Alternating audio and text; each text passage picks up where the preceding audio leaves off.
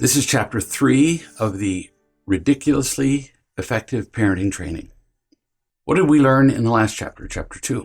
We learned that we have to find love before we can give it, and we can't love ourselves. We learned that we were taught who we are and how the world is, and that often what we were taught was wrong. We were loved less when we didn't behave in ways that other people didn't like. And we must find love and learn how to do it. First, the original unlovable message that we got, I don't love you, was wrong.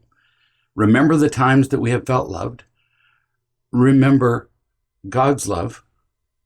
Remember, I love you. I'm just one example of many that you're going to experience.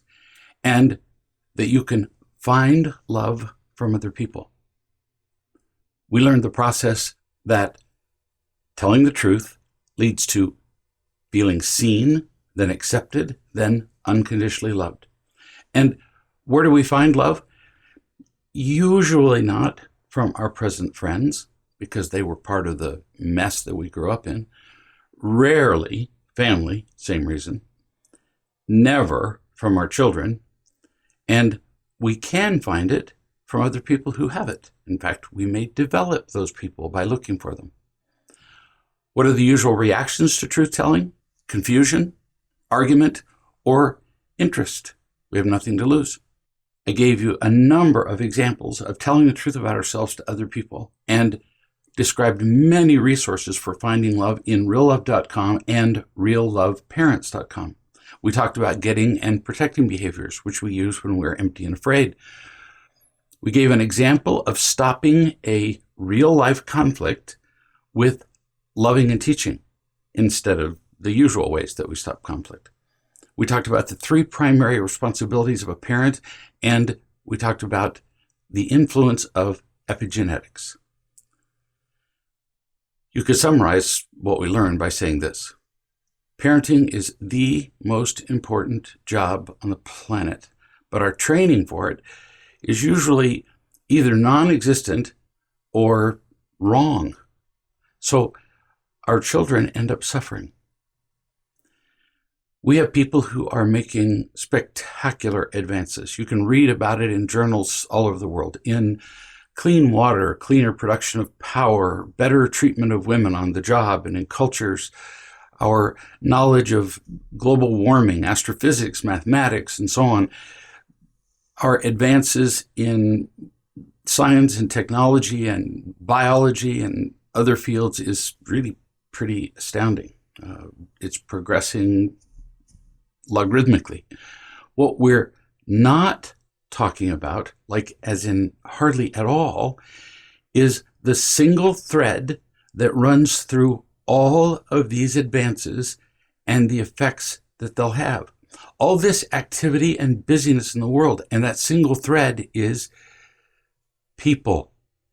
It's people who are making these advances. It's people who will benefit from them, or if we don't move quickly enough, who won't. Or it's people who will worsen many of these conditions, or who will degenerate our conflicts, political and otherwise, over resources into wars. And all of these people, which are central to everything going on in the planet, are raised by parents. Parents control the world. They do. For good sometimes, and a lot of times not. Again, it's the most important job there is, but the training's just awful. So our children suffer. They suffer sometimes from decisions and effects of generations before them, as generations of epigenomes are formed, as we talked about in the last chapter, as they're formed, changed, and modified, often in ways that hurt our children. But we can learn to change our epigenomes in positive ways. It kind of doesn't seem fair that there are so many things going on that are affecting us, especially our parents, that we can't do anything about, or at least that we're not doing anything about. But now you know more from our discussions to this point. you know that you can find the love you need to love and teach your children. That's the purpose of this entire training, is to help you find the love and to give you the information so you can love and teach your children. I'm loving you right now. You can find love from others, and I'm teaching you right now. So we're well on our way. All we can do is love and teach now, no matter what the effects are of epigenetics, the world around us, the innovations that are happening, all the technology that's being developed, which is often very distracting. We can't control all of that stuff, but we can control how we learn to love and teach. We're not out of control. It is unavoidable that our children suffer as we parented without real love and as we learn to parent with real love. And our inability to parent with real love is not our fault. But it is our responsibility to change what we do now with what we learn. We can learn to understand the meaning of our children's behavior, and as we see their pain, our impatience and anger transform into compassion. Lack of love leads to pain, which demonstrates as emptiness and fear, and then follow all of the behaviors that are problematic for our children and for us, behaviors that I call getting and protecting behaviors.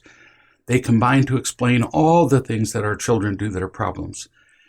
Children use getting and protecting behaviors to find the imitation love that replaces the real love that they don't have. As we find real love and give it to them, as we change the judgments in our lives, we can eliminate the getting and protecting behaviors that plague us and our children. Now, back to chapter 3. It is utterly unavoidable that our children will suffer. We really hate that part. We cry many tears over the fact instead of learning how to love and teach. But there's no other way but suffering. How we wish it were different. Every parent hates the idea of hurting their kids. They want to learn to be parents without hurting their children.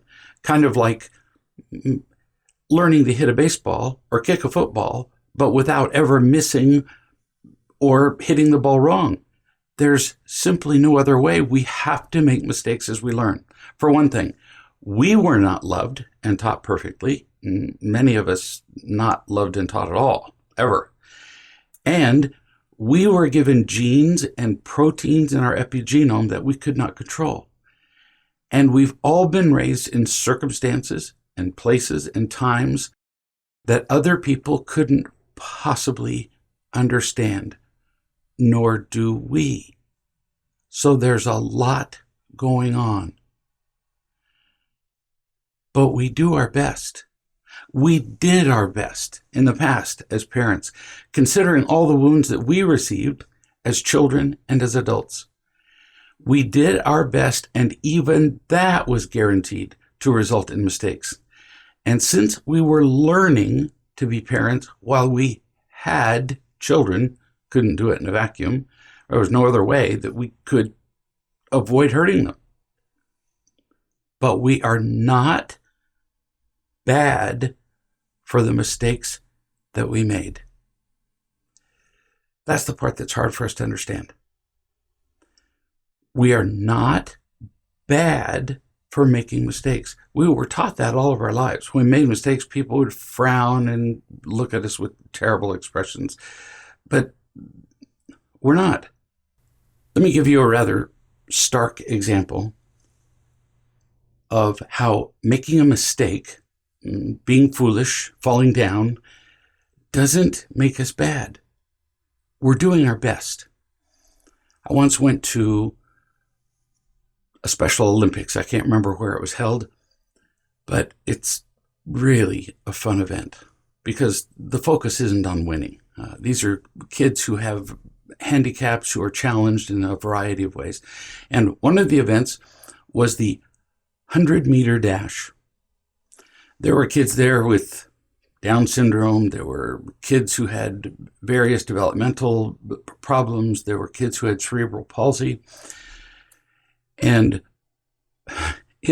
it took quite a while just to get the kids to line up on the line, because they would just start wandering off into the infield. But they eventually got them to the line, and then they shot off the gun. So the race began. And one kid just wandered off into the infield and chased a ball, so he never did get to the end. They did all kinds of things.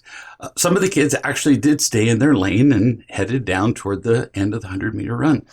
One of the kids had fairly severe cerebral palsy. And if you've ever seen somebody walk, or especially run, with severe cerebral palsy, they kind of look like a praying mantis. It's a very ungainly looking progress.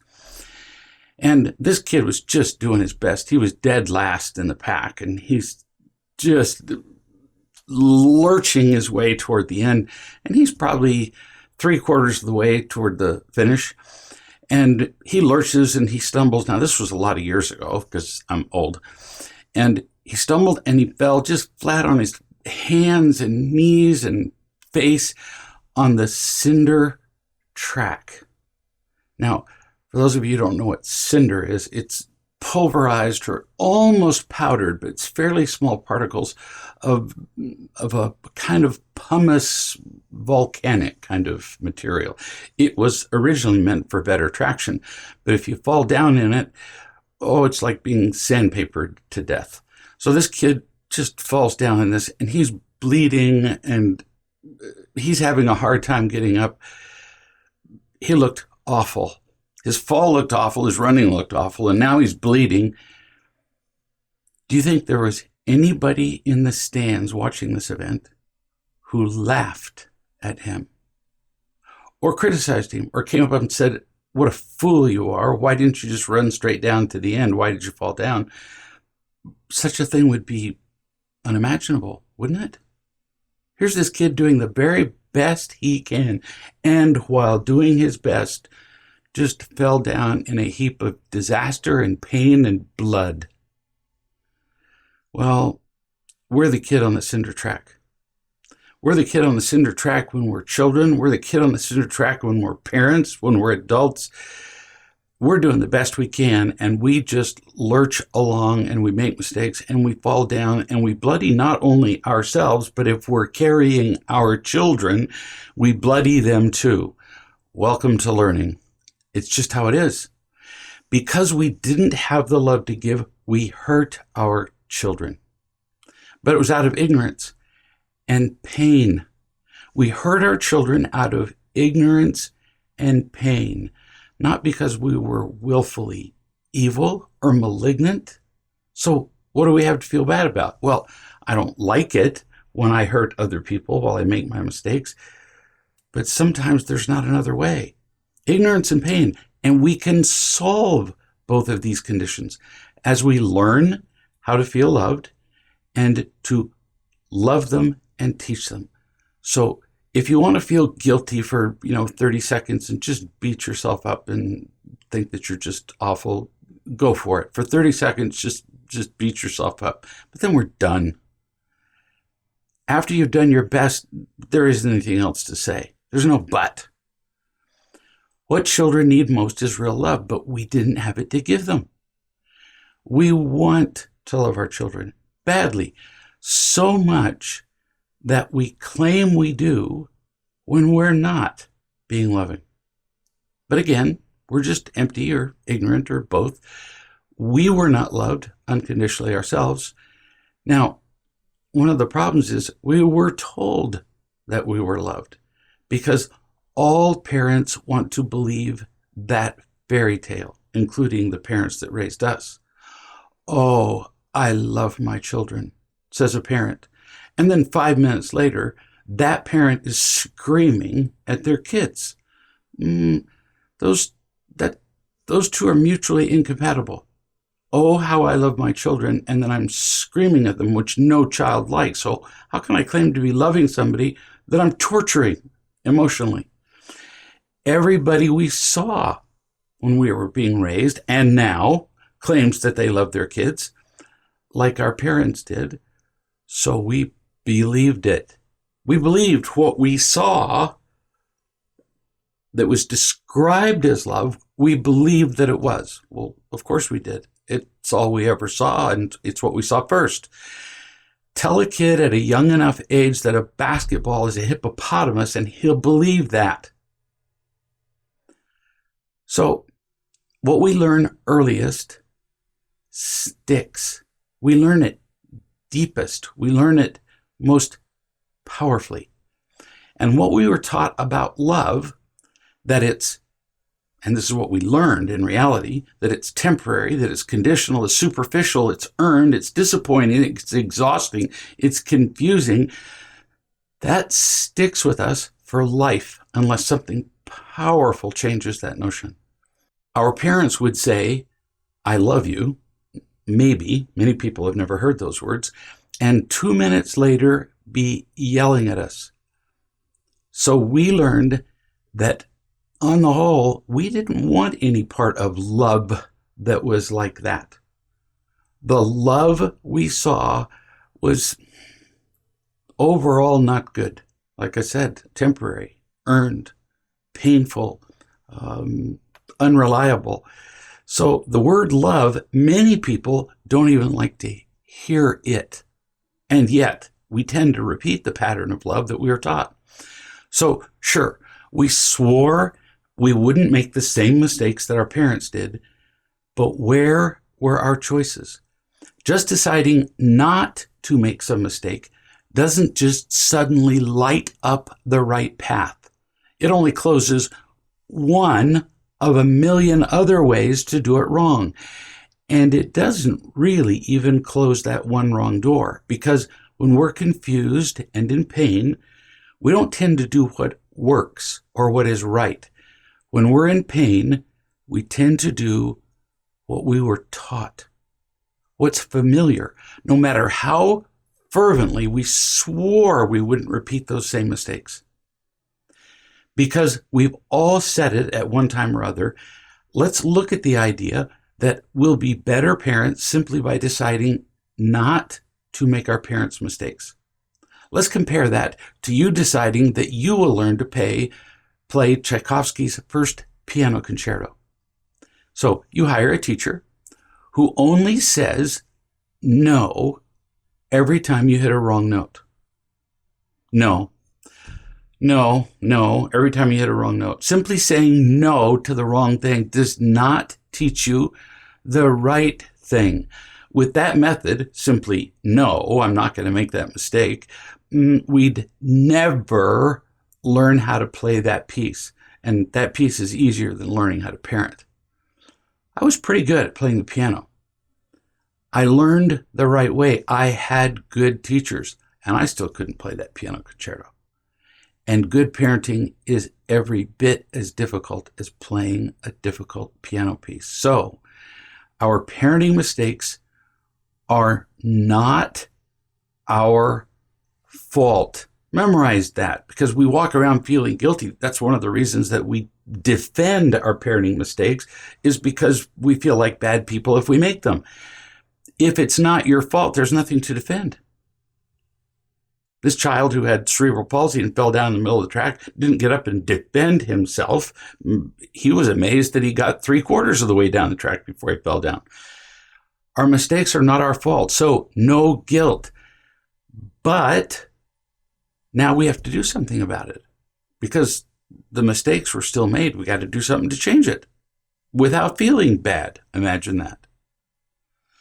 Our inability to love our children unconditionally was not a choice. It was just a reaction. It was done to us. Nobody meant to, but when we were young, we had no choice but to accept the definitions of love, relationships, teaching, guiding, and more that we were taught. And they were all wrong. In chapter 1, we talked about making choices. We talked about the myth of free will or choice, about how if we get to the fork in the road and one of them is hidden, then that's not a choice.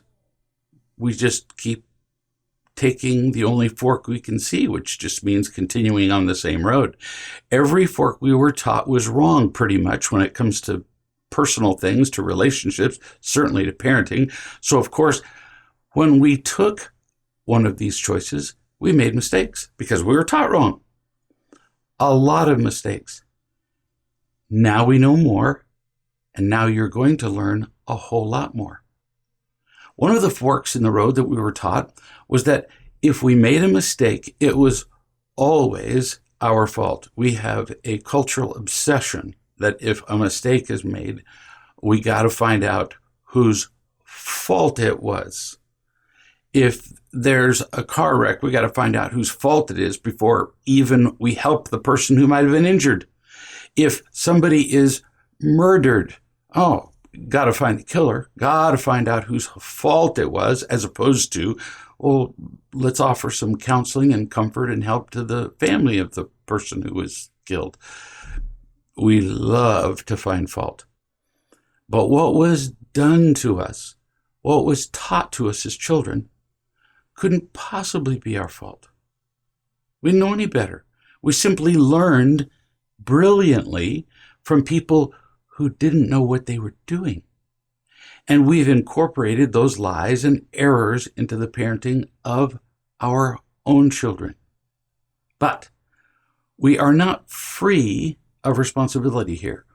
All of the lies we were taught and the pain inflicted on us are kind of like a hurricane destroying your house. It's awful. It might not be fair, certainly not kind, not your fault, but another hurricane will never come along and rebuild your house for you.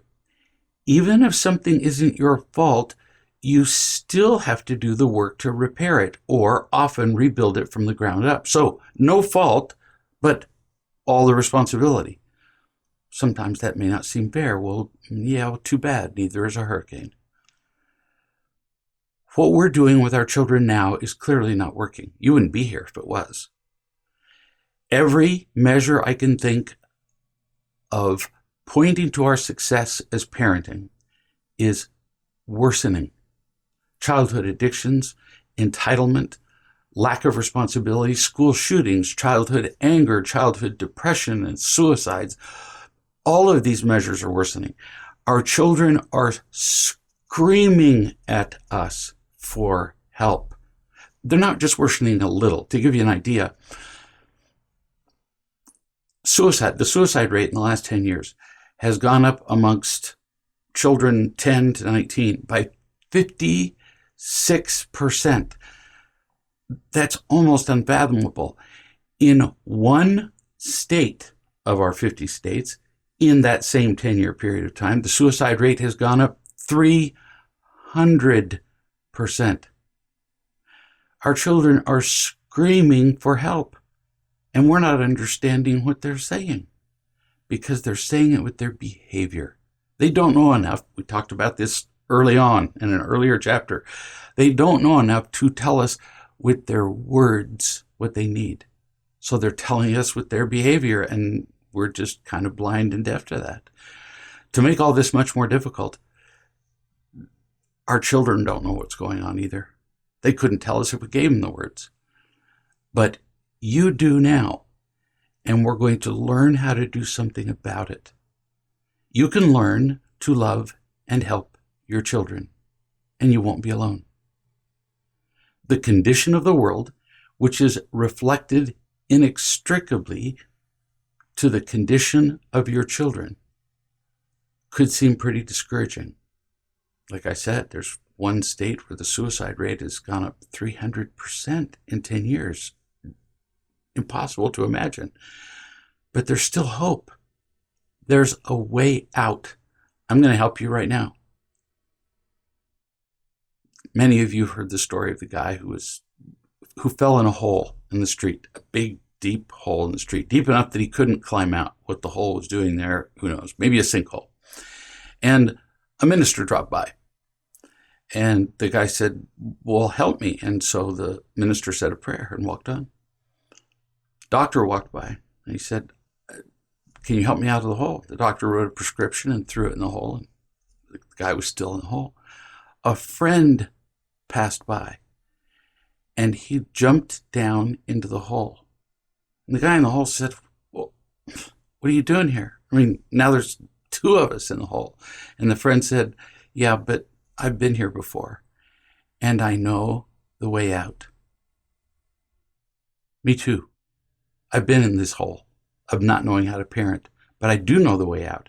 I did all the stupid and unloving things a parent could do, at least many of them, and I've learned how to change them. And I've talked to and helped thousands of other parents change their own lives, and in turn, after changing their lives, after they've taken the course in life, help them as parents to change the lives of their children. Now, we've talked about the drowning story. If you edit out the water, so we've got a picture here and we've got cameras above water and we've got cameras below water. So we see this person who's drowning. If you edit the water out, which I'm sure with today's ability to edit you could do, a drowning person would just look insane, thrashing and screaming and kicking in every direction and senselessly. It makes no logical sense the way they're moving because they're certainly not succeeding and not drowning. Much like the behavior of our children often seems mystifying, even crazy. To borrow the instructions off the label of a soup can or many other prepared food items, just add water if you want to understand. In order to begin to understand your children and help them, just add context. Add an understanding that they're drowning. Add water. Add an understanding of their need to be loved unconditionally. Add an understanding that a child without sufficient love is in pain and will respond to the pain, always, often with great and unfocused energy. And suddenly, their behavior makes sense because you're looking at their behavior instead of just listening to words, and you can help them. Just add water. Understand their need for love and their pain without it. Only then can you understand their behavior and contribute to their healing. When we see our children's behavior as an expression of their pain, when we see them drowning, our impatience turns to compassion instantly. Just as in the story of the drowning man, who initially was bothering you and you were annoyed by him, but when you saw what was going on with the splashing, instantly you were compassionate and actually tried to help you out of the water, and likely succeeded. Equally, the solution becomes obvious with our kids. Love them, teach them. More about that in a minute and throughout the parenting training. Anger, on the other hand, as opposed to loving and teaching, equals I don't love you. And that's what our children have heard from us, most of them all their lives. This one is very hard for parents to swallow, but it's true. As I explained in a previous chapter, there are some principles that I repeat in various ways, in various contexts, with different emphasis, with different illustrations, with different metaphors. Why? Because they're so bloody hard to accept for us. When I tell a group of parents the first time that anger always means I don't love you, the gasp is audible. Parents do not want to hear that because what's the single greatest motivating tool that they use with their children? Anger. Well, anger could, but I love my children when I'm angry. Really? Look at your child's face when you're screaming at them. Or just rolling your eyes. Just angry to any degree and in any way. It's the only thing they could hear, I don't love you, as we scream with our anger, even if it's subtle, just a frown will do. Actually, just neglecting a child will do. The roll of an eye. The message is me, me, me from the parent, which is utterly incompatible with what a child needs to breathe, which is, I love you.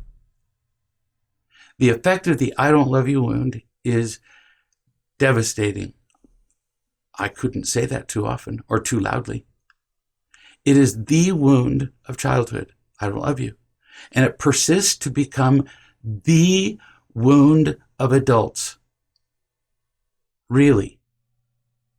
Watch a movie, a romantic movie, any kind of movie, and one person says to the other, I love you, and the other one goes, well, I don't especially love you, either with words or in some other way. The tension in the audience just multiplies by 100. I don't love you, horrible message. I have counseled with thousands of adults, and it comes back to this every time. It really sounds kind of like oversimplistic, doesn't it? No, every time. In the end, it doesn't matter if a child was screamed at or criticized or controlled or simply neglected, or the parents just kept up a state of conflict and tension in the house between them, or the child was sexually abused or beaten, or it doesn't matter how the message was delivered.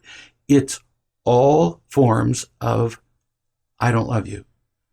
And that's what kills a kid. In the end, does it matter if you are killed with a knife, a gun, or an axe? No, you're still dead. Doesn't matter what means was used to deliver the I don't love you message. The child is dead. I received the following email from a woman. Quote, this morning I woke up from a terrible dream that I had lived in a home where I was physically beaten every day. I could almost feel every blow along with every bruise, a lifetime's worth. At first, I was horrified that such a thing could happen to anyone, but then I realized that I had dreamed and I was having feelings about my life. The dream was about me. I was actually, in real life, rarely hit physically, but every day I was beaten with words, facial expressions, controlling, tones of voice, and when I woke from my dream, I was physically feeling all that pain stored in my body, just as real as though I had been physically beaten all those years. You hearing this? Until that moment, I don't think I had realized, and I don't know anybody who does realize, how severely I had been affected by all those words, tones, and body language from childhood. I was stunned. Now, I'm grateful that I've found the unconditional love I always wanted, and now I can finally release this tension that's been stored up inside of me for so long. I finally feel free. End quote. Bunch of exclamation marks, though, first. Like I said, in the end, it doesn't matter if you're killed with a knife, a gun, a rope, an axe, you're just dead. And it's the same with kids. I've seen people injured in every way imaginable, as children and as adults. And it doesn't matter whether they've been beaten, yelled at, sexually abused, or simply neglected. It's all the same I don't love you wound, and that is what cripples a child. I saw a study once in a magazine that just kind of blew me away, and I've read a lot of studies. It showed a graph of a child's peak ability to learn in various ages. Now, we learn things all of our lives, but our peak ability, our peak speed of learning. There's a point where, as children, we learn the fastest. And then for the rest of our lives, we can keep learning, but then the speed of our learning tends to go down. And I always knew that children learned much faster than adults. So I assumed that the peak ages of learning would be low, but I had no idea how low or how early in life. Our maximum ability to learn cognitive skills, like, 2 plus 2 is 4, and ABCs, and that's a tree, and that's a dog. Our maximum cognitive learning time is at age 2 years. Our maximum time of ability to learn language is age 1. Our emotional learning, our ability to learn fear, confidence, pain, the world is safe or it's not, we feel loved or not, our emotional learning peaks at age, I still can't get over it, 6 months. So it just might be one of the ultimate tragedies of our world that we spend all of our lives reacting to wounds, emotional learning, which peaks at 6 months, long before we even understand cognitively what the wounds are, nor do we have the ability to remember them.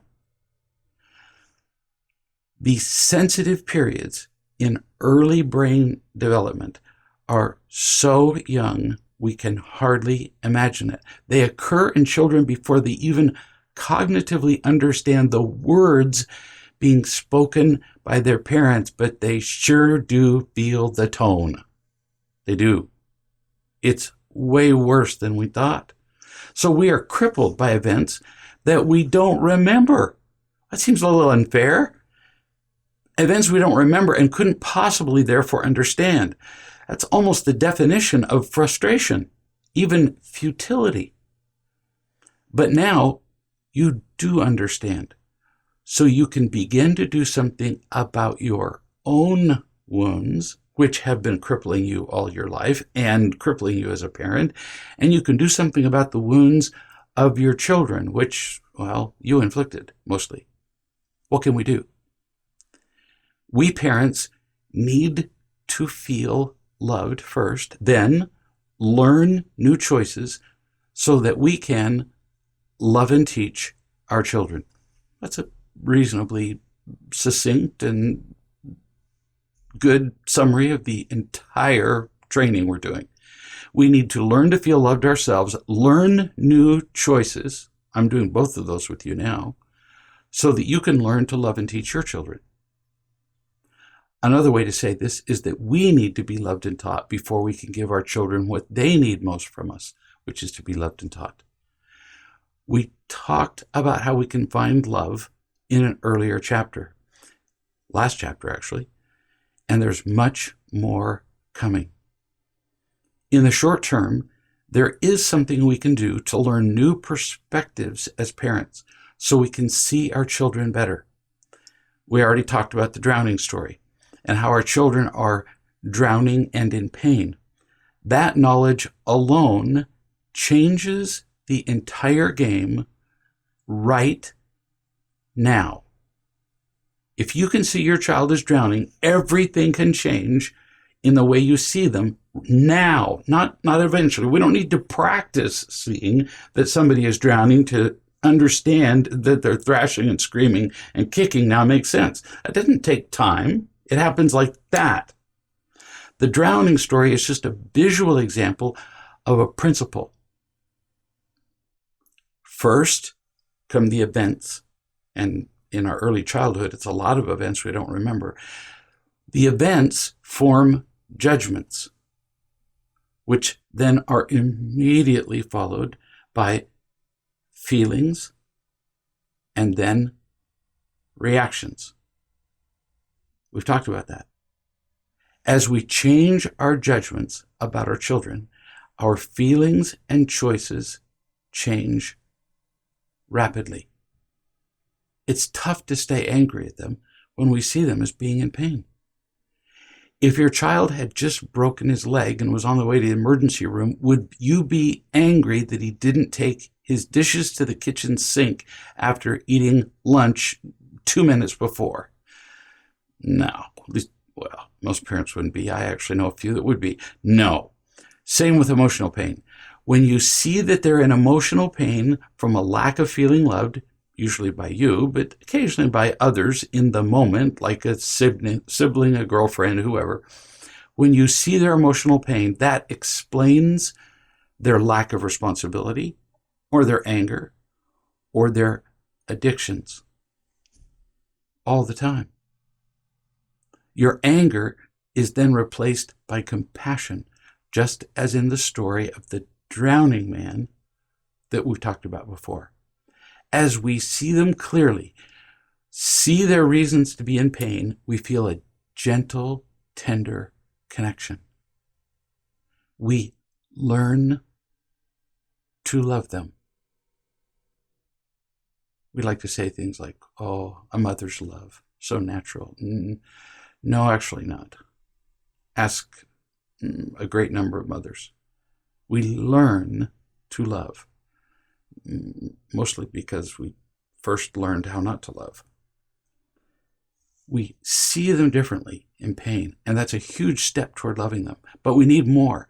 We need to feel loved ourselves by those who have the unconditional love to give, and then we need guidance in how to love and teach our children. We'll be talking about many examples of this. There will be lots of questions. So, no need to feel guilty about what you've done wrong or not done right in loving your child. You were not perfectly loved either, which means you react to your own pain. But you do need to recognize the lack of real love in your children's lives, because that is the cause of the behavior you're worrying about. Their anger, their arguing, their resistance, their ADHD, their depression, withdrawal, suicidal thoughts and attempts, all of the addictions to the things that we've talked about now many times, their cutting or self-harming, their lack of responsibility, the fact that they're 40 years old and still living in the basement, all of this stuff, I'm just going to refer to these as the unhappy behaviors, or because there happens to be a list of 7 things. We'll call them the big 7. I don't know. We'll see how it goes as we talk about them. Children were meant to swim in unconditional love, much like fish swim in water. Exactly like, really. They can't live if they're not swimming in unconditional love. Love is the natural environment. It's the intended and optimum environment for all of us. And when children are taken out of it with anger, impatience, criticism, when they don't have enough water, when they're taken right out of the water and thrown on the shore, it is immediately painful, usually intolerably so. In my backyard, I have a lake and a pond. Don't really fish, never really quite got it, but the point of it. But on occasion, I have moved fish from one location to another. And sometimes in the process of moving them, accidentally, dropped one. And you put them back in the water and they live. But in the instant that they are out of the water and on the land, what do? They thrash, they flop. It's a terrible sight to see. When fish are out of water, they give every indication that they don't particularly like it. That's called pain. It's much like this for children who don't feel loved. Very much like this. Insufficient love equals immediate pain. And the pain is of 2 types. Emptiness and fear. We've seen this slide before, but we didn't go into detail. We will now. When children don't feel loved, they feel empty because they don't have enough of what they need most, and afraid because they're in pain. and they respond with all the energy they have to eliminate those terrible feelings, both of which are painful. So it starts with pain. You throw a fish out on the bank, the pain is immediate. They don't think about it. Same with our kids. Emptiness is like not breathing. It's being alone. It's having nothing and wondering if you ever will. Emptiness of the stomach even hurts. Emptiness of the lungs is much worse. Imagine emptiness of the soul. Have you ever not eaten for 5 days straight? I have not eaten for 5 days straight. The circumstances don't really matter. By the end of it, I would have eaten a small child if they'd walked by. It actually becomes painful. We also know what follows fear every time. Pain. Fear is painful. But I made this slide that you're looking at years ago, and I've been too lazy to change it. What precedes emptiness and fear at the top of this slide? What precedes emptiness and fear every time? Pain. It's all about pain. Always was. Always will be. We'll do anything to avoid it. So really, the slide should look like this. First is pain. When we don't feel loved, it's painful every single time because we got thrown out of the water. Can't breathe. Once we're in pain, we feel empty because we don't have what we need. And we're terrified that we never will. And we're terrified that the pain won't go away. After pain, we feel empty. No amount of anything else will fill us up when we're in pain. When we're in pain, we become afraid of what? More pain. Pain is the destroyer of the soul. Why does pain then lead to fear? Fear of more pain, yes, but also there's great uncertainty in pain, which we hate. When will the pain end? How bad will the pain get? In torture, physical torture, one of the most effective techniques is not knowing when the pain is coming for the person who's being tortured. So they make the pain intermittent. They torture the person, and then the person has absolutely no idea when the torture is going to resume. They might come back in 5 minutes. They might come back in 2 days. The uncertainty makes people crazy. We just hate not knowing. So there's the obvious inconvenience of pain, and then there's the uncertainty, and then there's the fear of not knowing whether it's going to go away and whether it's going to get worse.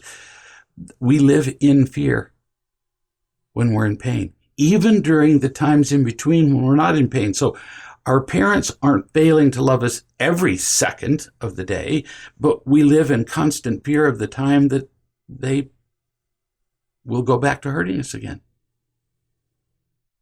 So kids without sufficient real love, the central problem is pain.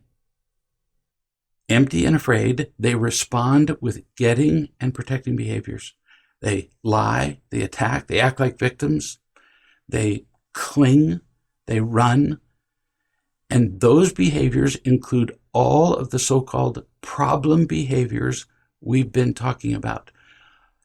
All of those behaviors in various combinations yield the anger, arguing, resistance, ADHD behaviors. We're going to get to those in detail because some people are thinking, wait a minute, ADHD is a disease.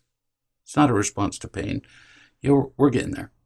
Depression, withdrawal, suicidal thoughts, addictions, cutting, self-harming, lack of responsibility, and many, many more. But we're only going to talk about these big 7, many of which are multiple, because it includes so many of the problems that our kids have. Lying, attacking, victimhood, clinging, and running. Kids who are angry and resistant are clearly attacking.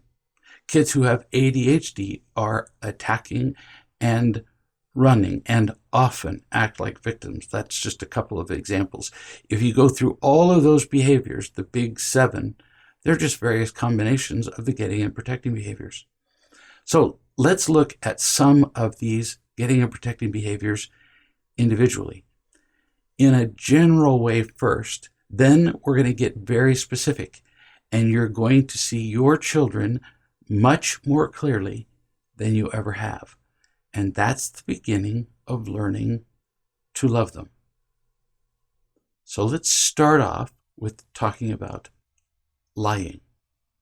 Lying is both a getting behavior to fill our emptiness. Remember, it starts with pain, which then results in emptiness and fear immediately. So lying can be used both to get what we want so that we feel less empty, and to protect us from pain or fear. We teach our children to lie from the time they're just little kids. We ask when a glass is broken, or a toy or a pane of glass, who broke this? They see our disapproval when they're truthful. If they say, I broke it, well, then it's followed by a lecture and yelling and all that stuff, and they can't stand that. So they learn to lie. They learn to say, I don't know, even though they're the one that just got through breaking the pane of glass, or the whatever it is that we're talking about, that we are angry about being broken. They're terrified of the tone in our voice, even as we ask the question. Scientists used to believe that children couldn't learn to lie until they were about age 4. And now experiments show that children learn to lie at least by age 6 months. They learn to pretend cry to get attention, for example. In this case, that's lying as a getting behavior. 6-month-old children will look around to see if there's anybody there. If there's nobody there, they don't cry. If they see somebody, they do. Now, it might seem harsh to call that lying, but are they not faking? Are they not pretending? They're doing it to get something to fill their emptiness. They're lying. And what do they get? Well, they get sympathy, they get attention, they get somebody to play with them. Did you do your chores? We ask our kids. They say, well, yes, I did. As soon as they pause, we learned this. Did you clean your room? Pause. And the pause is 0.2 of a second. Yeah. Which means no. That's lying to protect. And then if we say, oh, well, good boy. Well, see, now they've lied to protect themselves, and lying has also become a getting behavior with the same word, because they get some praise for what they did. It turns out they didn't do. We lie in so many ways, and we lie so frequently. A study was done that showed that we lie to each other, to perfect strangers, 3 to 5 times per minute that we're speaking. That's how important it is to us to avoid disapproval and to gain approval. Other common lies. A child who is very angry. What do they say? What does an angry child say with their words and otherwise? One example might be, I am so angry at, and then they name usually a sibling or somebody else, or I'm so angry that, and then they say that he or she, or they name somebody else. Adults might even name a political party or whatever. What are our children saying when they say this? They're saying, you or somebody else made me angry. And that will never end. There is always somebody to blame. And you'll never succeed in controlling them all to do what you want. So it never ends. There's always somebody there to blame, and we don't have to change. So We got to start with the truth about ourselves, and we need to teach our children the same. Many more examples to come. As long as children lie about their anger and other feelings, they can never take responsibility for how they feel.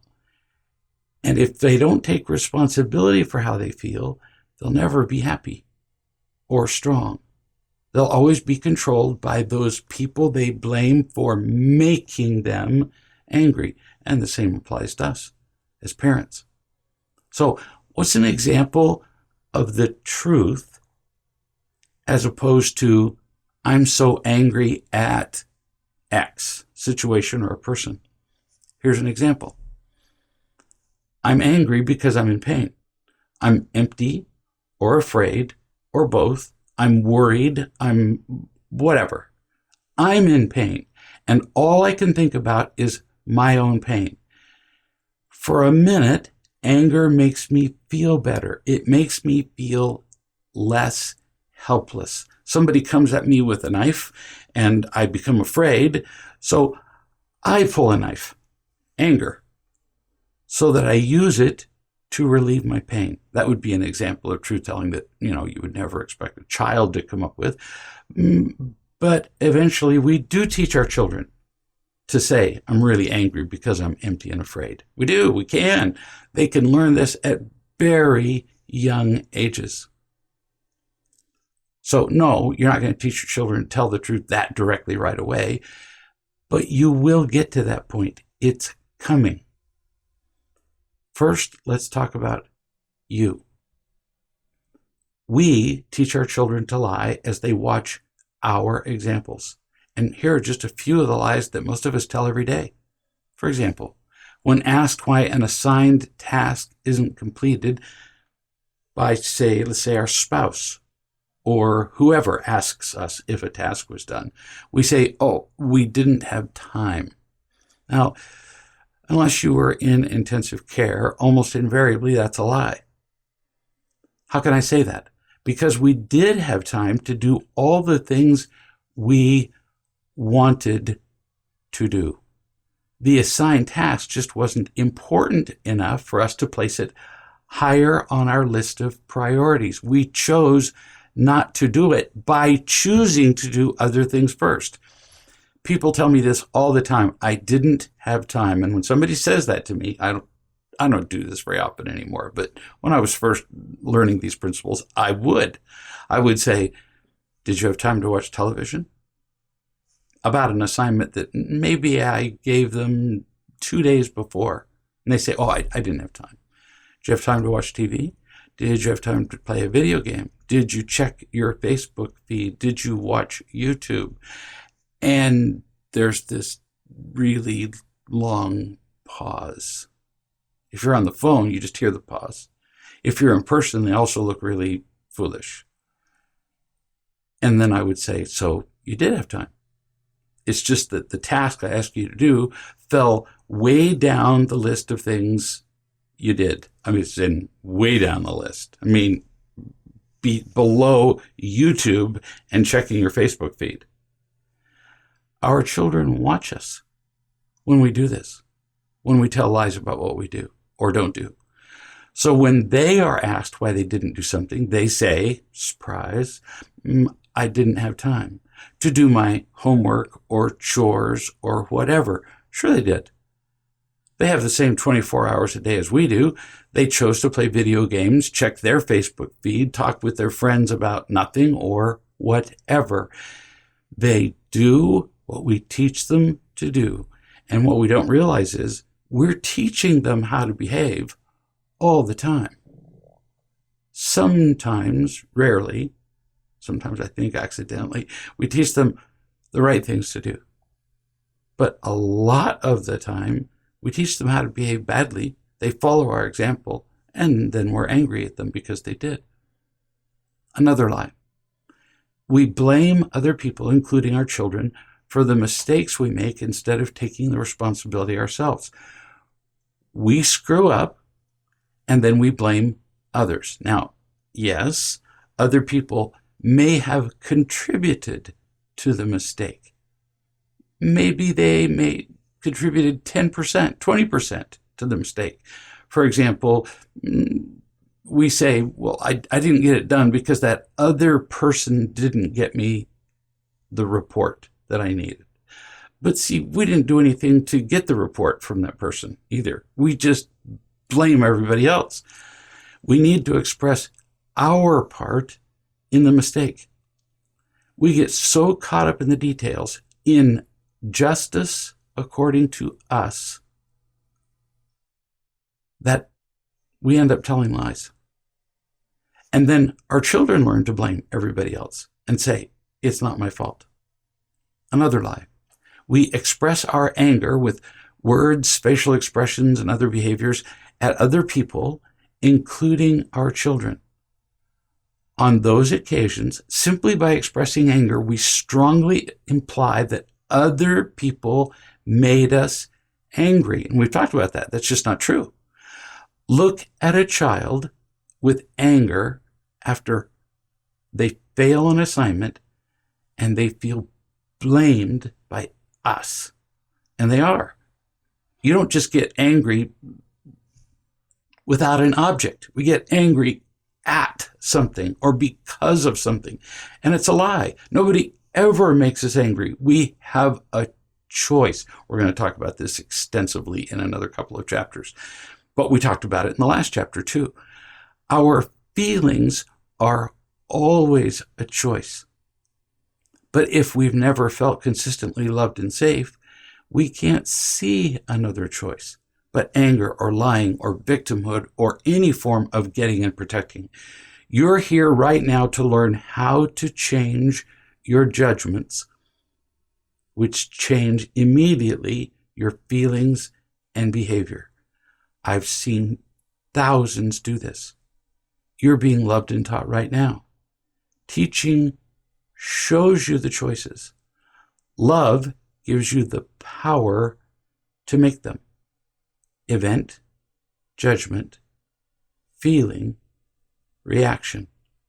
When we replace the initial judgmental and angry events with love, then the judgments, feelings, and reactions immediately change. Another example of lying.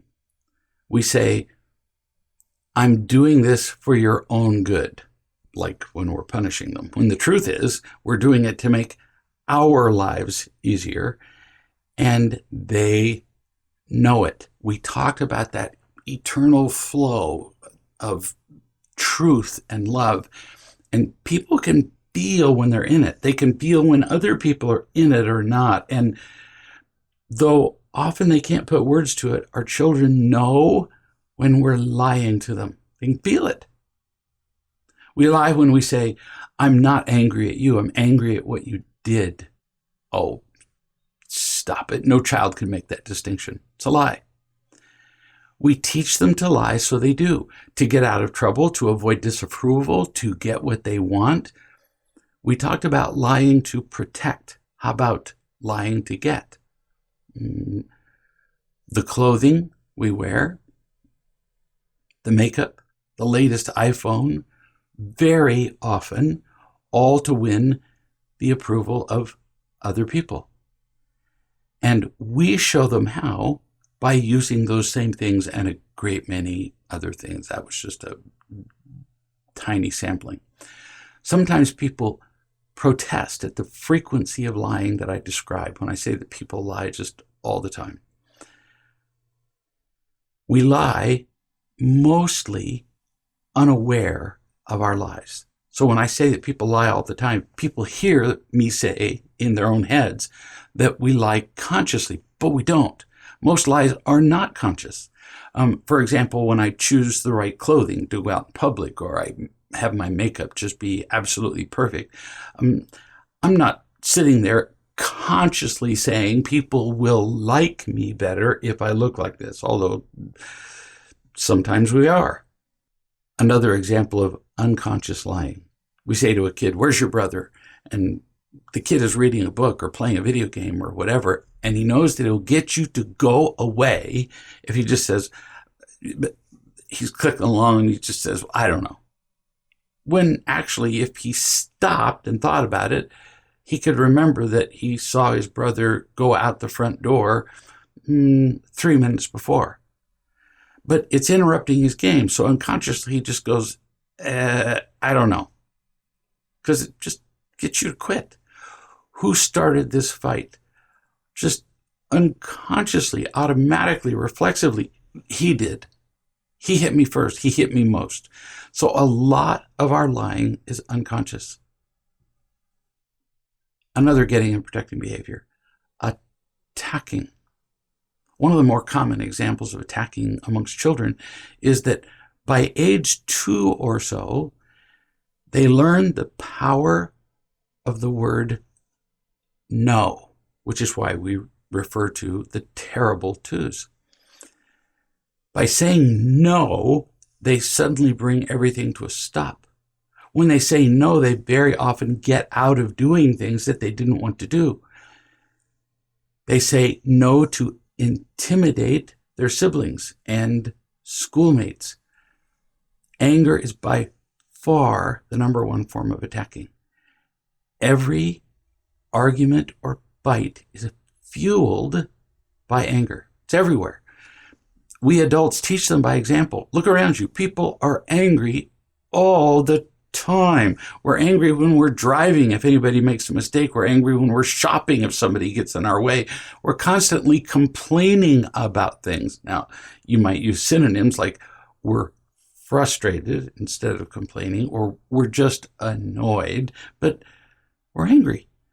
It's a forest fire of anger. Books have been written on the subject that anger is consuming us emotionally. And mostly we don't see it because we're used to it. Well, everybody else is doing it. And we've been doing it all of our lives. And we get angry at our children a lot. And we justify it. Because, well, after all, how many times have I told you to? Well, we told them 1 time and 2 times. Maybe this is the 5th time. So we got to motivate them the 5th time, right? And nothing else has worked. So we get angry, which is what our parents used to justify us by the 5th time or 4th or 3rd, or eventually we just start off with anger. Or I can't believe you, and we describe a mistake. They fail to do something as instructed for the 100th time, we get angry. I get it. Anger seems so justifiable, but remember, event, judgment, feeling, reaction. We have a choice. Anger is always a choice, but we don't see the loving choice because our judgments are wrong, which we talked about in the last chapter. The world is overall a hurtful place. Overall, people are mainly concerned about themselves. And inanimate objects are certainly not concerned about us. What people do often hurts us. Things that happen hurt us. So we conclude that we have to protect ourselves. It's understandable, but wrong that we have to protect ourselves with anger. Say that somebody takes my parking space. And I'm furious, and then I see that the person who took my parking space was older, and all of the handicapped spots are taken, and they get out their walker and walk into Walmart. I feel a little bit stupid because my judgment changed. The event's no different. They still took my parking space. But if I hang around long enough to look, in fact, on one occasion, I was a little annoyed that somebody took my parking space. I wasn't going to say anything, but I was certainly saying something in my head. And this person did pull out their walker and unfold it and virtually crawled into Walmart. And I virtually crawled too because I'd made such a stupid judgment. Once your judgment changes, everything else does. Your feelings change. Loving choices become possible. And we're going to give lots of examples of making loving choices. As we love children, their judgments change. No matter how justifiable it seems, anger is wrong. That one phrase just brings rooms of parents to a standstill, or they stand up and argue. Anger is wrong. Actually, I usually say anger is always wrong. Why? Because it's not loving. And that is what defines wrong. Our whole reason to be here is to learn to be genuinely happy. And are you ever happy when you're being unloving? No. Well, if it doesn't contribute to the primary reason for your being here, then it would have to be wrong, wouldn't it? Just like my trying to put a half-inch nut on a 1-inch bolt. It's not evil, it's not wicked, but it's wrong. And if I keep trying to do it, it becomes kind of dumb. Anger equals I don't love you, as we talked about in the first chapter. And it poisons our kids. It makes them feel lost and helpless, and they hate that. But no matter how they hate it directed at them, they have seen us use anger, and they know how motivating it can be in the short term. So they learn to use it with others, even though they hate it used against them. They use it to diminish their pain and fear, just like they've seen us do. Anger brings power. It brings a sense of less helplessness. It gives us attention. Look at a child at the store in a checkout line screaming for whatever. He's experiencing the power of being angry. He's watching his mother's face or his father's face contort with just misery as this child is screaming. And although he's not conscious of it, he couldn't articulate this pleasure.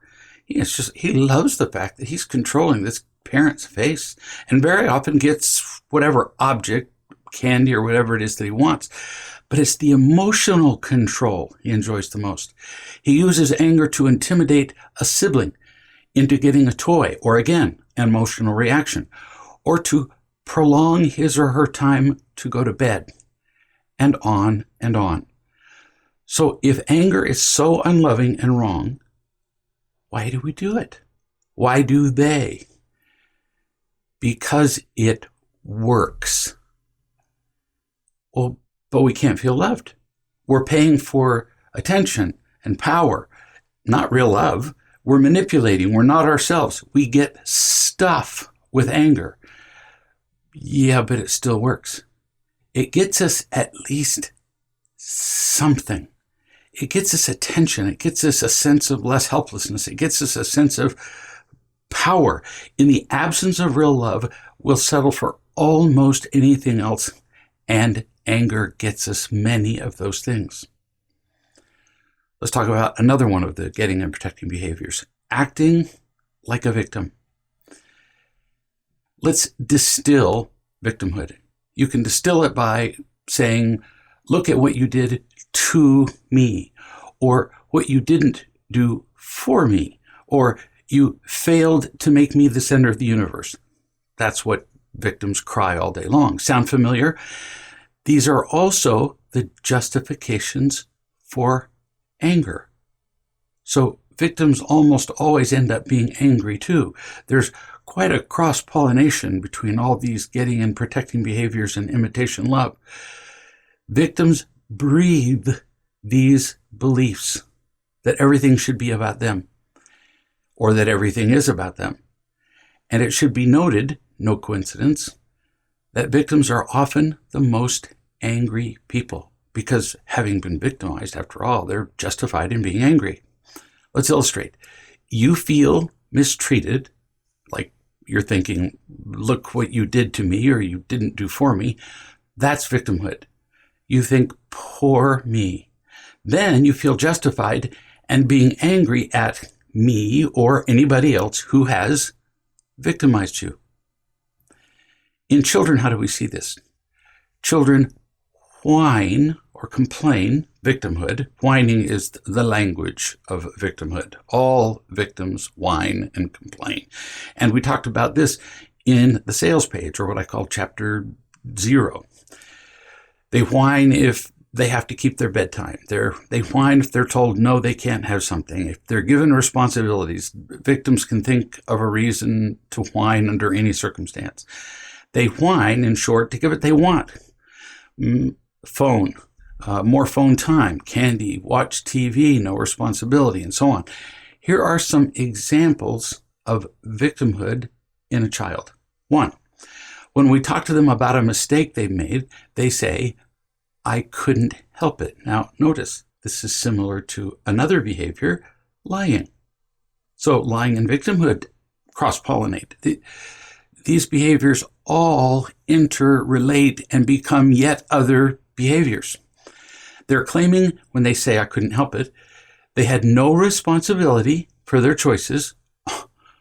Nothing I could do. That's the look, by the way, the language of a victim is whine. The look is, they had no responsibility for their choices and were helpless victims of circumstance or of the actions of other people.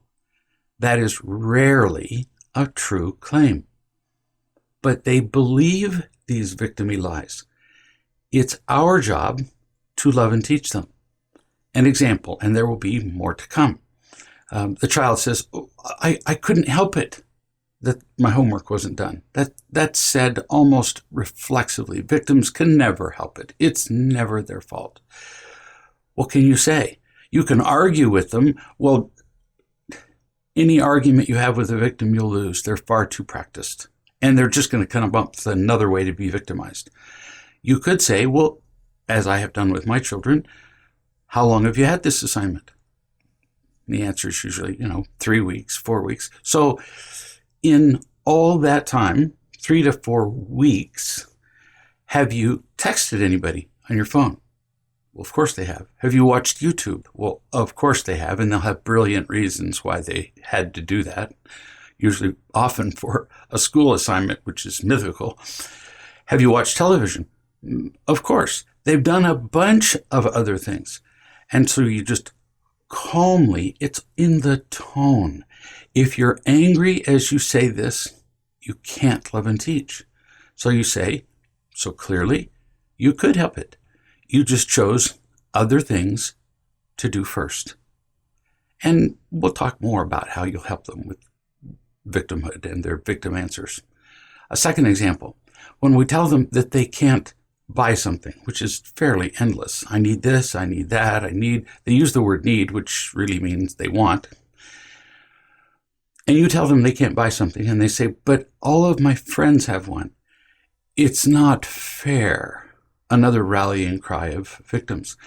They're claiming to be victimized by us in the hope that we'll feel obligated to eliminate this grave injustice by giving them what they want. One of my daughters said, and some of these answers can be unexpected. I'm just giving you one answer to a victim. If you argue with them in a similar victim tone, you're dead. One of my daughters said, I want to buy X to wear. I have no memory whatever of whatever X was, but I want to buy this. Probably something of the latest brand and who knows. And I said, well, of course you do. Which is quite disarming to a victim to recognize that they want to buy something. Well, of course you do. That makes sense. This is still me talking. Everybody talks and laughs and is proud about their latest clothing. So it sounds like you're actually justifying her desire to buy something. I continue. But then what? What do they get from owning the latest brand or article of clothing? If you can find me one of your friends, just one, who is long-term happy because of the clothes they bought, or if you can show me a friend where they feel loved by their parents because of the clothes that they purchased, or where they're not having indiscriminate sex and drinking to dull the pain of their life, if you can bring me just one friend who doesn't do those things or who feels close to their parents because they bought that article of clothing, then we'll have a discussion about buying that article of clothing. Well, you can imagine the response. Oh, Dad, which means you just won that round.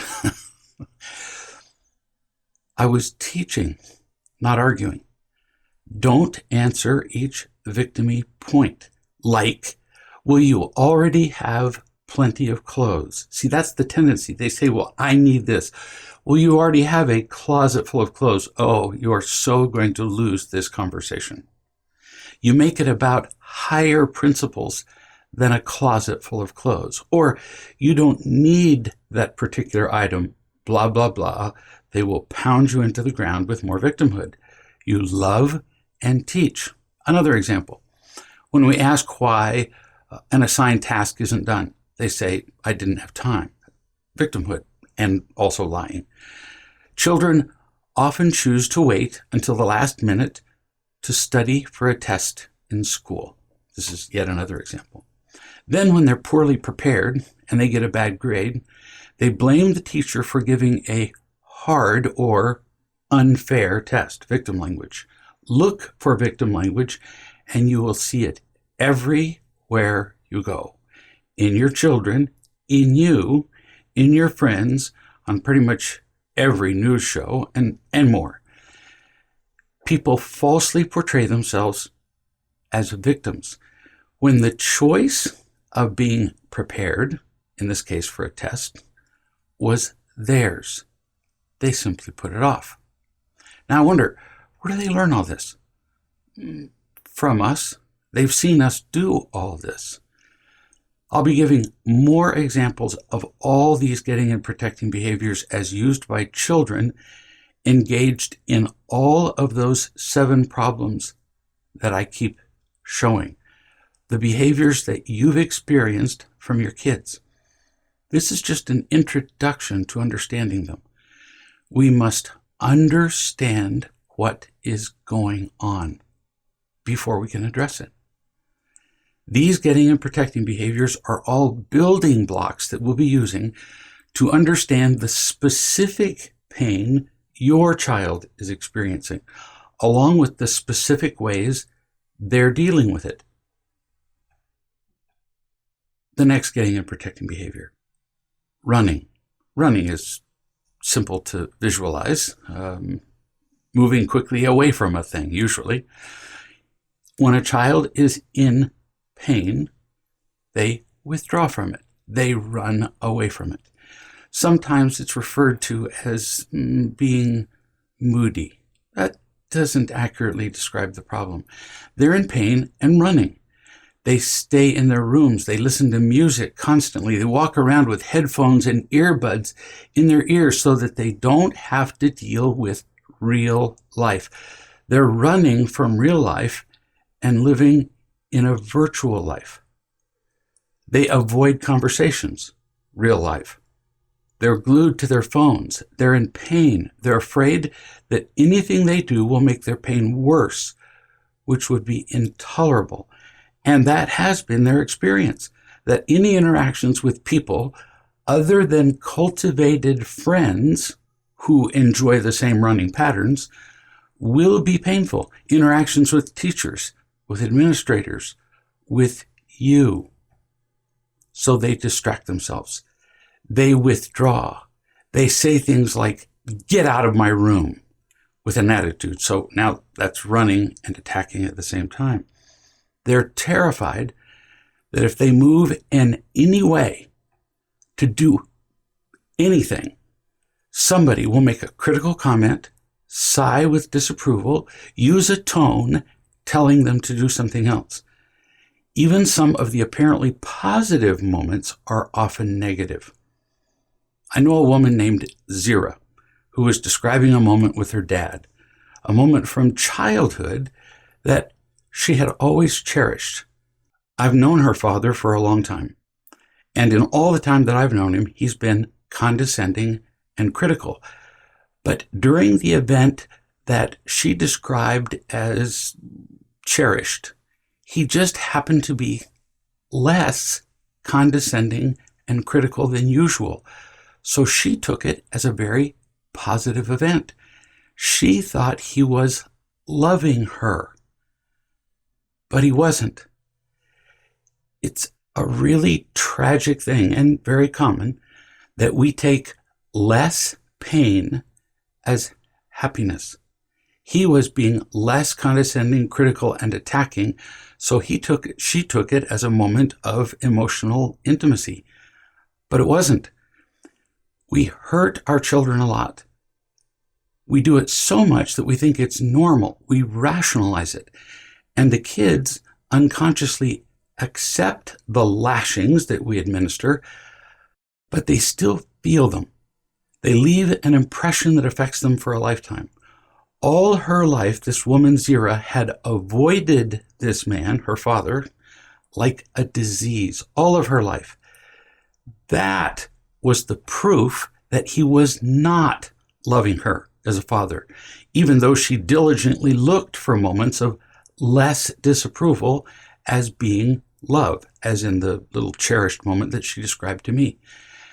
Apple trees never produce pears or olives.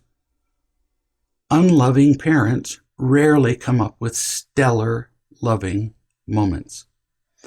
I asked a man who was 40 years old to describe the best moment of his life. The best single moment. No hesitation. He said, "My red bicycle." I said, "Who bought your red bicycle?"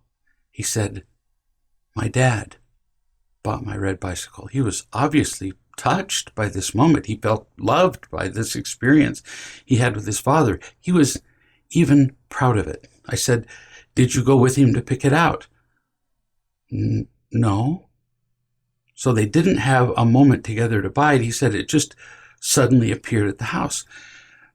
Now I was getting really curious, and I said, "Who paid for the bike?" And then he burst into tears. This greatest, most loving moment in his life turned out to be a complete sham, because it turns out that he's the one who paid for the bike. He had been saving the money for the bicycle for years, and his father essentially robbed him, went to the bicycle store and bought the bicycle that his father wanted. But to get any kind of attention from his father was so rare that he chose to call that love. And yeah, it was the best his father could do, but it was a far shot from an unconditionally loving experience, proven by the fact that for all of his life from that loving moment, he avoided his father and felt distant. Not hard to see why. The vast majority of children who have depression are simply running. They are in withdrawal. That's a form of running. In fact, just in the last 5 years, the incidence of depression or feeling severely alone amongst kids who are between ages 10 and 19 has increased by 50%. That's phenomenal. If any other disease increased by 50%, the Centers for Disease Control would be out trying to figure out why and doing something about it. We'd have a vaccine or a new antibiotic or something. Our kids are feeling alone and depressed. Same with adults. Next, getting and protecting behavior. Clinging. When a child is clinging to the skirt of his or her mother all day long, then the clinging is pretty obvious. Some clinging is healthy. Watch a nursing infant. That's clinging, but that's the way it's supposed to be. It develops a bond between mother and child, but not when it turns into an obsession and continues year after year, and we give them everything they want as they cling to us for attention and affection. That makes them weaker. Example, it's bedtime. The child knows what bedtime is. Often, even in children who can't read a clock, they can identify the two hands of the clock and where they are when it's 7 o'clock or 8 o'clock, or in the case of some children, whenever they feel like it. They know it's bedtime and they say, "One more story." That's an example of clinging. Kids wanting to be dressed by their parents when they know how to dress themselves. Clinging. They want their shoes tied when they easily have the manual dexterity to learn to do it themselves. They want to cling to the attention and protection and caretaking of their parents. I know a 12-year-old boy who is still having his food cut up on the plate. Why? It was the only attention he got all day long. So he clung to that. I knew a 16-year-old girl who was still sleeping in her parents' bed. And you're thinking, oh, please. Yeah. She was clinging to their attention in the only way she knew. It was the only way she could reliably get their attention, was to sleep with them when she was 16 years old. Clinging would include children who run to you to solve any problem, like a problem from school, putting a toy together, anything, when they can easily solve it themselves. Children who scream when they experience the slightest injury. They fall down, there's no visible injury, there's no scrape, there are no broken bones, but they scream for attention. Now, that's an example of something being more than one behavior. That's an example of clinging and acting like a victim. In fact, often children will, at a very early age, learn when they fall down, the first thing they do is look to see if somebody's watching. If somebody's watching, they burst into tears looking for sympathy. If they fall down and there's nobody around, then they just continue on. That's an example of clinging, mixed in with victimhood and a little lying, and they all mix together. We train them to do this. We actually like it when they need us. The parents of the girl who was 16 years old and sleeping with them, not only was it her only way to get attention, it was the only way they knew to demonstrate any kind of affection toward her. They didn't know how to unconditionally love her, so they let her sleep in their bed like they did when she was an infant. They hadn't progressed in their learning how to love and teach from the time she was an infant. When we say, this is an example of clinging on our part, when we say, I love you to our children, and then expect them to say it in return. Watch parents do this as kids are going to bed. I love you. And then the parent looks right at the child.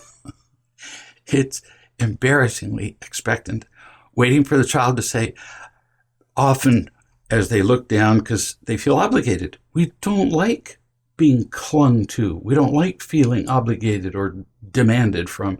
And the child looks at the ground and goes, love you too, and stomps up the stairs. They know when we're clinging. We know when they're clinging. But neither of us knows how to put it into words or do anything about it. Why do they use these behaviors, which only cause more problems for them, both in the short term and in the long term? Because all these behaviors getting behaviors, get them substitutes for the real love they're not getting, which briefly reduces the pain of not feeling loved, and protect them, getting and protecting behaviors, from more pain. We'll talk more shortly about what they get. We've been talking about protecting a little bit more. So hence, getting and protecting behaviors. Children who feel unconditionally loved don't use getting and protecting behaviors. That's how we know that they're not healthy. That's how we know that they are reactions to pain. Some parents are puzzled by why one child behaves one way and the next behaves quite differently. Let's take the example of Susie is a scholar. She's an athlete. Everybody likes her. But Emily sulks and whines and begs for attention all day. Susie's the first child. Emily's the second child in the same family. Now, there are lots of factors involved, and I've talked about that there's all kinds of things that we can't control. But let me suggest two things. There are lots of books on this subject, but it's not as complicated as the books make it. First, children choose behaviors that work best for them at the time. So, example, the first child, Susie. The first child tends to please their parents. It's pretty easy. They're the only kid around. They're the only kid around who's doing cute little darling things. And so the parents just lavish attention on the first child for doing pleasing things. The first child pleases. The first child tends to do well in school. The first child tends to succeed in, well, everything, athletics, and more. And on the whole, all kids tend to want to please in the beginning. All kids like it when they do something and they get that adoring smile of satisfaction and pleasure and approval from their parents. Then the first child either continues doing it, trying to please, trying to be perfect, which is where perfectionists come from, which is where people learn to be right, where people learn to be driven, where they learn to be people pleasers, or the first child, or whatever child learned to be the people pleaser, or the child learns that this is way too much work because it never ends. You please your parents one moment, they smile for a second, it's gone, and then you have to do it again. So he or she just gives up and rebels. And it's like, I don't care what you want. I don't care what pleases you. And then the parents go, well, what happened? Another reason to refer to the terrible twos. When a child discovers the power of saying no. The second child is way behind in ability to make people happy with performance, school, athletics, other things. So they tend to become more social, more entertaining. The class clown, they also tend to be more the victim. They tend to whine more. All evidence of pain. Now, the second factor in why children differ widely within a family is that no two children in the same house are really raised in the same family. We believe they are. We say we treat them the same, but we don't. I hear this all the time. How could these two be so different? They were raised in the same family. No, they were raised in the same walls. Or the parents say, with this tone of almost reverence, I love my children the same. And depending on my mood, sometimes I laugh out loud. I say, there's no way in this world you love your children the same. Our children have different inclinations and capacities to please us. And it's only natural that we tend to return the affection toward the one who pleases us more. We see the first child as a miracle very often. They are novel. And there's nothing quite like being the first. The first child, there's nothing like the first child. The first time you see a child born, the first time you take care of a child, nurse a child, hold a child, the first time you eat ice cream is better than every time that follows afterward.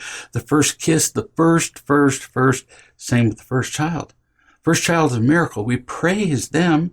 They succeed and they work hard at succeeding more and trying to please us.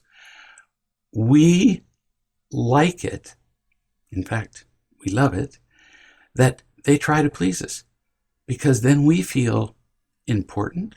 We feel like good parents. We feel like as they try to please us, which is really just earning praise and approval, we feel like they are loving us, which is why we had them in the first place. So we tend to love the more pleasing child more. Then we reward them with smiles, words, tones, etc., and they feel our need for them to please us, and round it goes. It is the ultimate tragedy that the single most common reason people have children in the first place is to have someone who will love them. And wow, does it not turn out like that? We end up raising a child who pleases us, which almost never lasts, or we raise a child who pleases us for a while and then gets tired of it and then makes our lives as difficult as humanly possible. So our reason for having children turns out to be often very unfulfilled. I know a 14-year-old girl who decided to keep her baby as opposed to, say, giving it to a family that was dying to adopt a child. She was completely unprepared emotionally and in every other way to raise a child. Couldn't be prepared worse. Single 14-year-old girls are just that, little girls. Rarely are they capable of being loving mothers. They weren't loved themselves, which is precisely how they ended up pregnant, trying to get somebody else's approval. And I asked her, why was she having the child? This wasn't one of those interrogations. Well, why are you keeping the baby? No, I was just really asking her, did you decide to keep the child as opposed to the other options available to you? She said, tenderly, sweetly, and imploringly, she said, so I won't be alone. What a horrifying answer. I've seen this, social workers have, so many times, expressed in so many ways. So now this little newborn baby comes into the world with the expectation from his or her mother that they will make the mother happy. Yeah, well, little babies aren't capable of doing that. They're capable of screaming, eating, pooping, making messes, and it is no wonder at all that an unprepared 14-year-old ends up sticking a baby in the dumpster and walking off and continuing a crack habit. Not at all. So I won't be alone. And she discovered that having a new baby was worse than being alone. Children use whatever behaviors they can to find substitutes for the real love they don't find. What are these substitutes for real love that our children seek? Why do they use these getting and protecting behaviors at all? What do they get? Here's what they get. Instead of real love, they get imitation love. And you can see them listed. Let's take them one at a time. First, praise. Oh, we love praise. We love applause. Performers just live for applause, and we all live for various kinds of applause. We love, you're so smart. You can just hear the hand clapping in the background. You're so handsome, cooperative, kind, beautiful, responsible, whatever. But it's all of this praise is conditional, not unconditional like real love. It's brief and it's addictive. They love being praised, but then they realize they have to work to get more. And then they have to work harder to get more. And then eventually it becomes just virtually impossible to get the same hit with the same amount of effort. 4, imitation love displaces real love. When somebody is filling their lives with praise, for example, they can't feel unconditional love. Robin Williams comes to mind. You couldn't possibly get more conditional approval in your life than that man did. And it was so effective that he killed himself. It displaced any possibility of him feeling unconditionally loved because he was constantly earning conditional love, conditional approval, which he took in by the swimming pool full. But he didn't even know what real love felt like. 5, imitation love just flat doesn't work. That's especially important with children. Studies prove that the more we praise children for doing a thing, the less they do it, because it becomes less enjoyable. Let me give you an example. Why do children, it's a trick question, so give yourself a minute. Why do children color on paper with crayons? Now, you can think of all the psychological reasons, all the geometry, they like to see the lines on the paper, blah, blah, blah, because it's fun. That's the answer. Because coloring with crayons is fun. And then we come along as the parent of the teacher and we go, oh, that is such a good job. And now we've ruined the fun and we've made it yet something else that they're going to be judged for. And now every time they pick up a crayon, they have to look over their shoulder to see if there's somebody around who's going to come along and say they did a good job, or, heaven forbid, somebody would say they did a bad job. And so what do they end up doing? They end up coloring less when they're praised. I can't tell you how many young kids I know who started off playing baseball, football, basketball, whatever sport, because it was just fun. And then they got all this praise for it, and it wasn't fun anymore.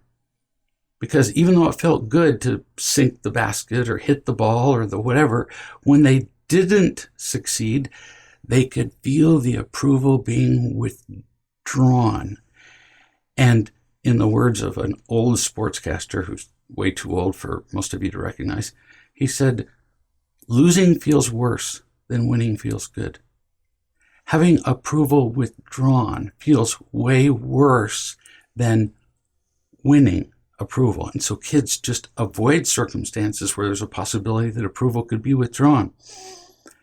In a bit, we'll be illustrating how this fits into how all the forms of unhappiness that we've been talking about, the big seven, if you like, anger, cutting, addictions, how they all demonstrate themselves with getting and protecting behaviors and imitation love in quite a variety of combinations. It can become overwhelming, frustrating, and confusing.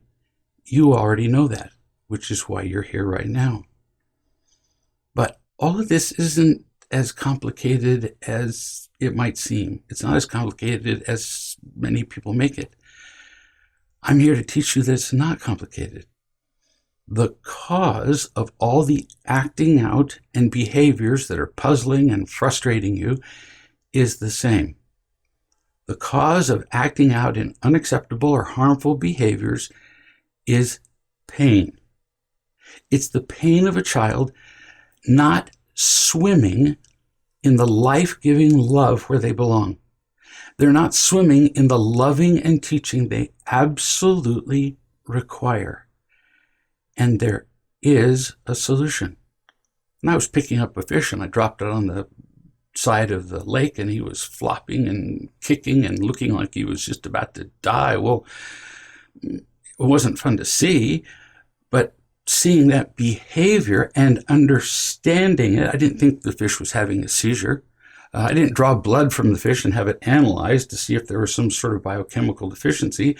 No, I looked at the behavior and went, well, I know what this means, and threw the fish back in the water. You know how long it takes for fish to calm down once you put them back in the water? For most fish, about 2 seconds. They just want to be in the water. We need that kind of understanding with our children. Because there is a solution. This is not the time to freak out as a parent.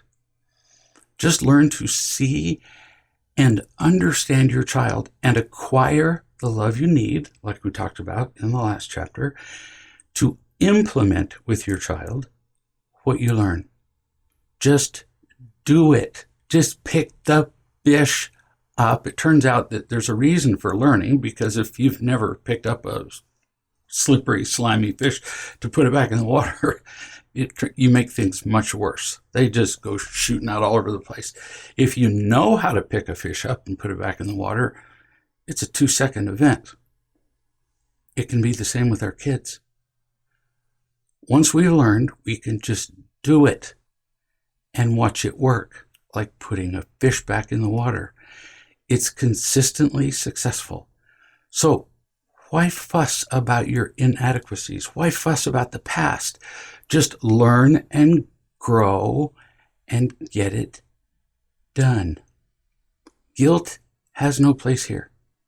The only failures I see with parents who are learning this are when parents are not consistent, or occasionally when they began to learn these principles when it was too late, when their children were, say, 40.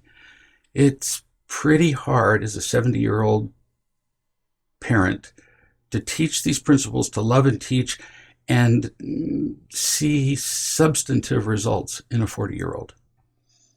When parents are instructed, although it can be done, when parents are instructed about what needs to be done, they tend to say, oh, that's a lot. I can't do that.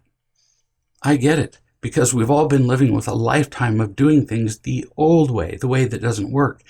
And when parents say that they can't, my response is fairly uniform. Something like, well, tough, because you have to. And the younger the child, the more strongly I say it, but not harshly. I say it with just that tone. Tough. You have to. Who else is going to do it? You're the parent. Your child is in trouble. Who's going to do this? If you retreat into your little cave of I can't, then who's going to love and teach your child? And we're here right now so that you can learn how to, so that you can say, I can. The next form of imitation love, power. Pain trumps everything. No matter how great your day is going, if you slip and stab yourself in the leg with a knife, that's what you're going to remember that day, and that's what's going to dominate your behavior. Love is not a luxury. As we said earlier, to a fish, water is not a luxury. A child without love is like a fish out of water. They panic. They're helpless. They're flopping about. A fish who's out of water wants one thing. One. They're not thinking about enzyme balances and oxygenation and It's much simpler than that. Water. Without it, everything else ceases to matter. Just like with kids and love. Although kids can't articulate that. But you can see from their behavior that it's true. Watch their behavior. That's where the truth is. Kids are relatively helpless. They're not in charge of much. They're pretty small in the world. Without love, they feel even more helpless, if that were possible. Then they get to about age 2, and we've talked about this briefly, and they stomp when you go to put a coat on them, for example, and it's wintertime. And they scream, no. And everybody in the room stops and wonders what happened to this beautiful little princess who was always so sweet and kind and tried to please everybody. Children ain't stupid. They look around and they go, everybody paid attention when I screamed no. And I'm not getting the coat put on me, at least in this moment. So without real love, they live for the ability to influence, manipulate, and even control their parents. They can't stand helplessness. We adults can't either. So they grab hold of control or power in any way they can get it. So do we adults. And they learn to intimidate their peers and siblings to get what they want. Again, more power. They get to the point where, in many cases, we can identify it as bullying, and that's just power on steroids. There's far more bullying going on in the world, I mean like by a lot, than we realize, because most of us adults are already addicted to getting power, so we're slow to recognize getting power in the form of bullying from children We've come to accept a very high level of intimidation and manipulation as normal. If there's something you want, well, then you intimidate people and manipulate them to get it. In fact, if you're a successful intimidator as an adult, very often they make you CEO of the company. They don't call him a bully. They call him confident and assured, bold, having a sense of real direction, when it turns out that very often they are bullies. It's become the norm, but it's still deadly. Now imagine, on a given day, of all the students who don't show up for school at all, for whether they have doctor's excuses or whatever, on a given day, about all the kids that don't show up for school, 15%, it turns out, or as much as 20, say when they're asked that it's because of the fear of being bullied while at school. And if 15 to 20% admit it, and see, nobody's proud of being bullied. Nobody ever goes to school and goes, I've been bullied by the best.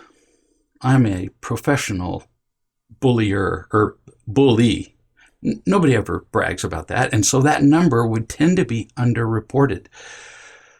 Kids who are bullied have a far greater risk of no friends, severe loneliness. Do you remember the number that I used earlier?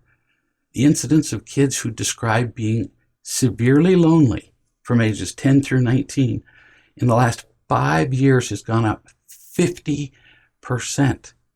Kids who are bullied have far more anxiety. They have aggressive tendencies. In other words, they tend to become bullies themselves. Clearly not all of them, but there's a stronger tendency. They have a poor sense of worth. They have more depression, suicide. They have lower academic achievement. They have more physical problems because it comes out psychosomatically, more truancy. And all of this is true in the kid who is being bullied and in the bully. Well, why the bully? Well, because the bully feels helpless at home. The bully feels like he's worthless, and he's learned that if he goes to school and intimidates people, then he gets a little of the attention that he wants, a little of the power he wants. So he already feels helpless. Even people-pleasing is a kind of power. People who become really expert at people-pleasing become narcissists. And those people are pretty dangerous. And then kids grow up to become adults who do their people-pleasing, who gather power to themselves for the rest of their lives. It ruins their school, it ruins relationships, it ruins jobs. Let me give you an example. 12-year-old boy with 3 older siblings and 1 younger one. His mother was a very angry woman. He hates being controlled, so he picks on the 9-year-old sister. There's nothing subtle about this. This 12-year-old boy is a bully with his 9-year-old sister. The mother then yells at the 12-year-old, who now feels more helpless, and in order to get more power to decrease the helplessness, picks on the 9-year-old sister even more. The mother finally learned to feel unconditionally loved. And one day, with the car full of kids and errands to do, he kept picking on his sister. And of course, mother had described that this was not a good thing to do. She told him to stop picking on his sister. Normally, it doesn't help to tell a kid who's engaged in getting and protecting behaviors to just stop it. She was in the car. It was the best she could do at the time. She's doing a left turn. Somebody's honking at her. She's on her way someplace. She's late. He didn't stop it. She pulled the car over into a parking lot. They had places to be. They had a car full of kids. And she pointed out his bicycle, which she had brilliantly, this mother gets a little place in the Hall of Fame. She put his bicycle on the roof of the car and tied it there. He hadn't noticed that. So she pointed to his bicycle, and she had him untie it. She had him get up and untie it, and sent him off to wait at home until she got back in a couple of hours. Now, He had ridden that far many times, and the roads were safe, so they weren't in the middle of an interstate highway, and she didn't send him to his death. So we're not going to go in that direction. She was really calm. She pointed to the bike and she said, "I'll see you at home." That's it. Loving and teaching is done calmly, directly, clearly, and almost always very briefly. Then when she got home, they had a conversation about it. Why did he do what he did? Continue to bully his sister when he was told not to do it? Why did he continue to control her, which is what bullies do? Bullies control. They get a sense of power. That's what controlling is. And they talked until he understood that he was trying to feel powerful by using his sister, or to feel less helpless. The distinction between powerful and less helpless is pretty small. And that it wasn't going to continue anymore. As in, she said, "We're done with this. We're not going to do it anymore." When you say that to a child, I've watched how many parents now say that we're not going to do this anymore.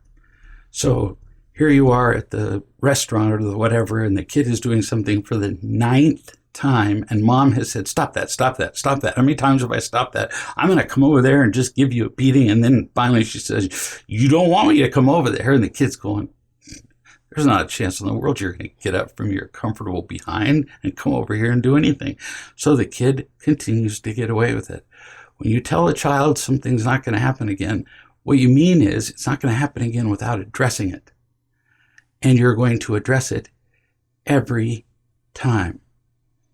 So she explained that first she would love and teach him, and then, if loving and teaching doesn't work, teaching with words, teaching with your lips, then you teach with consequences. It's the same way that police teach. They put up a sign, and with one word, and it's in red, at least in the United States, and it's a great big octagon, and it says, "Stop." That's called teaching. And if you don't pay attention to that and you keep running a stop sign, then they teach you with consequences, and they put points on your license, and eventually they take your license from you. And if you keep doing it and you hit somebody, then eventually you go to jail, and nobody yells at you or screams at you. They just calmly put you in your cell overnight and turn the key, and they leave you there. Because she spoke to him like this, "We're not going to be doing this anymore. I'm going to teach you with words and then consequences." He listened because she wasn't angry. We'll be talking about how to deal with this kind of a behavior in kids again and again. Another form of imitation love, pleasure. The pain of not being loved is intolerable. We've talked about that. Any distraction from that pain will do, is welcome, in fact. Look at a kid who's eating candy or sugared cereal or playing with a new toy. Look at the begging for these things at the checkout at a grocery store. Mom will hand the kid some toy or piece of candy or food, and the kid shuts up. It's utterly blissful to go from a place of being ignored, not being unconditionally loved, to getting just a little attention as you're given a source of pleasure, and then you get to enjoy the pleasure, the candy, the chocolate, the whatever it is. It's not genuine happiness. It's less pain. But it is one of the ultimate tragedies of life that we confuse the two. How many people have I asked? I've interviewed thousands and said, "So how do you feel? How do you feel right now? How do you feel about your life?" I'm pretty happy. And it turns out that with just 3 or 4 questions, we revealed that they're not happy at all. They're just in that moment in less pain. And that's what most people mean when you say, "How are you doing?" And they say, "Fine." They mean, "Well, I'm in less pain than usual." Less pain and happiness have become confused. Disaster. After the child is put to bed, which few children like. He feels like he's in heaven if he can manipulate a parent for more attention, a pleasure. Electronic time, pleasure. Candy in his hand, sitting at the dining room table eating sugared cereal, whatever. Pleasure can be used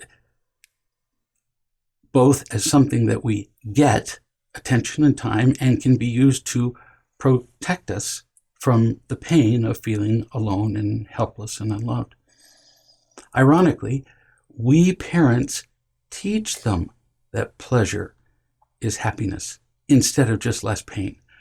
We do that ourselves. I knew a child who used pleasure to take care of everything. Food, clothing, games, went on, and then I met her father. And he spent every single evening drinking, using electronics, using Facebook, going on vacations. He taught her how to use pleasure as a substitute for real love. They see us look what we call happy when we're distracted by the many pleasures of the world, when we're on vacation, when we've got a new boat, when whatever. So we teach them with our own behavior that pleasure is happiness.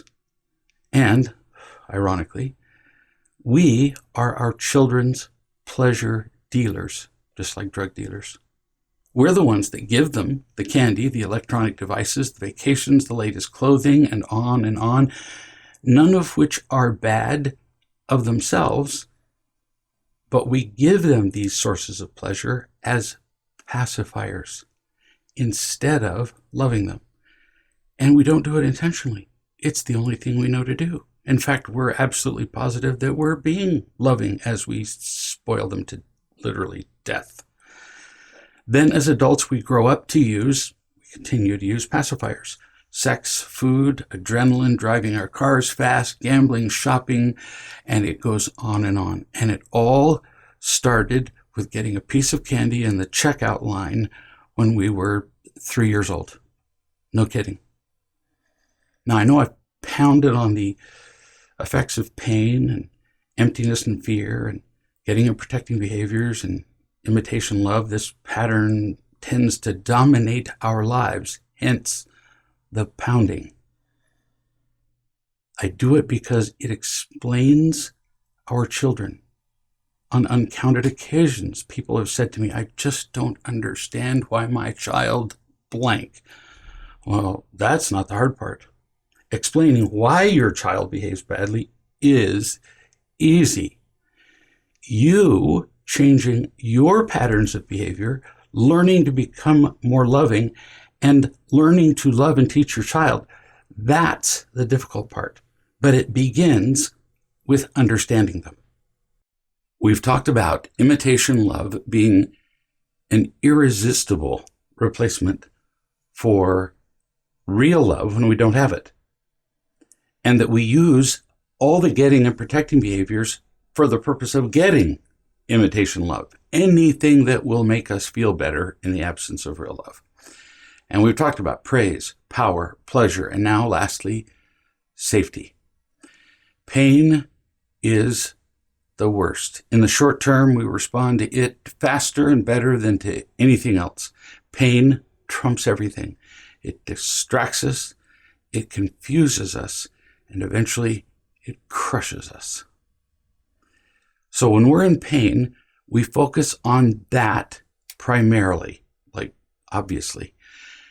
But we do focus on one thing other than our pain while we're focusing on our pain. And that is the fear of more pain. That's the only thing worse than pain, more. What's the solution to that fear? Safety, or at least it seems to be. The pursuit of safety. In fact, the worship of safety. Many people do. Many people would rather be safe than to accomplish a single thing in their entire lives because pain is so frightening. When children face potential pain, what we do next determines how they're going to react to pain and fear, not just then, but all their lives. I have been around mothers and fathers, and so have you over and over, who never stop saying to their children things like this. The list is just inexhaustible. But be careful. That's very common. As they go out the door, be careful, be careful, be careful. In other words, there's something out there to be afraid of, so be careful. Because with be careful, they're also saying be afraid. Slow down, watch out, get down from there, not so fast, stop running. What do you think you're doing? Are you trying to give me a heart attack? Don't make me come over there. We're trying to teach our children to be safe all the time. Now, that sounds like a good thing, but perfectly safe would be having a straw in your mouth so you can breathe and being encased in concrete somewhere so that nothing can touch you. Safety isn't the goal of life. Happiness is. Yeah, we want to avoid pain to the point where we're destroyed, maybe. But safety is a real distraction. So the child then spends his life either hearing all those things, that the world's a frightening place, avoiding pain and fear, or, just to be contrary, embracing it. Embracing pain and fear with insane abandon. So let me explain the 1 and 2. First, it makes sense that a child who is told stop, watch out, be careful constantly, and more would spend his or her life being careful and being terrified of pain, or even the prospect of pain, which we call danger. How would you see this demonstrated in the child's life? In childhood and through the rest of his life. The child would be afraid to try anything new, so that child would stay alone, playing by himself or herself in their room, or even in a closed closet. They would be quiet. They would be very often just unremarkable because they want to just blend into the woodwork so that nobody ever points at them, so that they're not in trouble. The child would be afraid to make friends because you make any overture to make a friend, you take a risk that you'll be rejected. It's just part of the deal. They would be afraid to try new things in school, so they would tend to learn less, or in many cases, nothing. They would be afraid to choose a career that would involve risk, so they end up stuck in jobs far beneath their abilities, or they don't have a job at all. I know many people who are 40, 50 years old and they have no job. And they'll say, well, because I have these aches and pains, or I have agoraphobia, or we love it when we can put a name to it. They're really just afraid. They're afraid of the world. So they don't want to go out into the world where they're going to be hurt. So they follow their parents' admonition from the time they were children, and they are careful, which means to stay home and never have a job at all.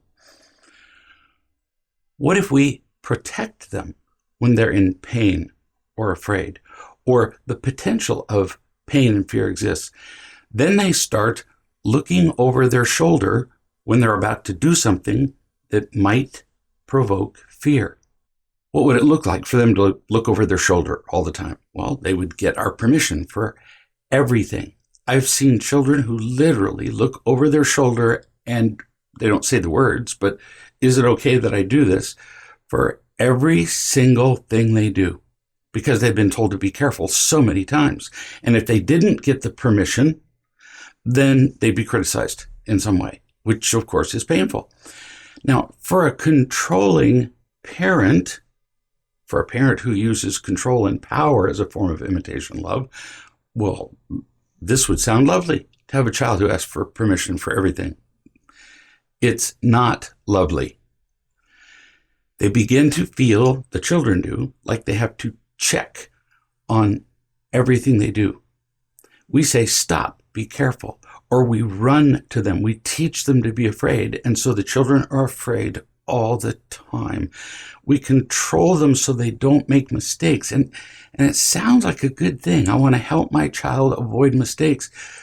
But as we've talked about, in the process of learning something new, mistakes are just part of the deal. If you're making no mistakes, you're not growing. Done. Period. Full stop.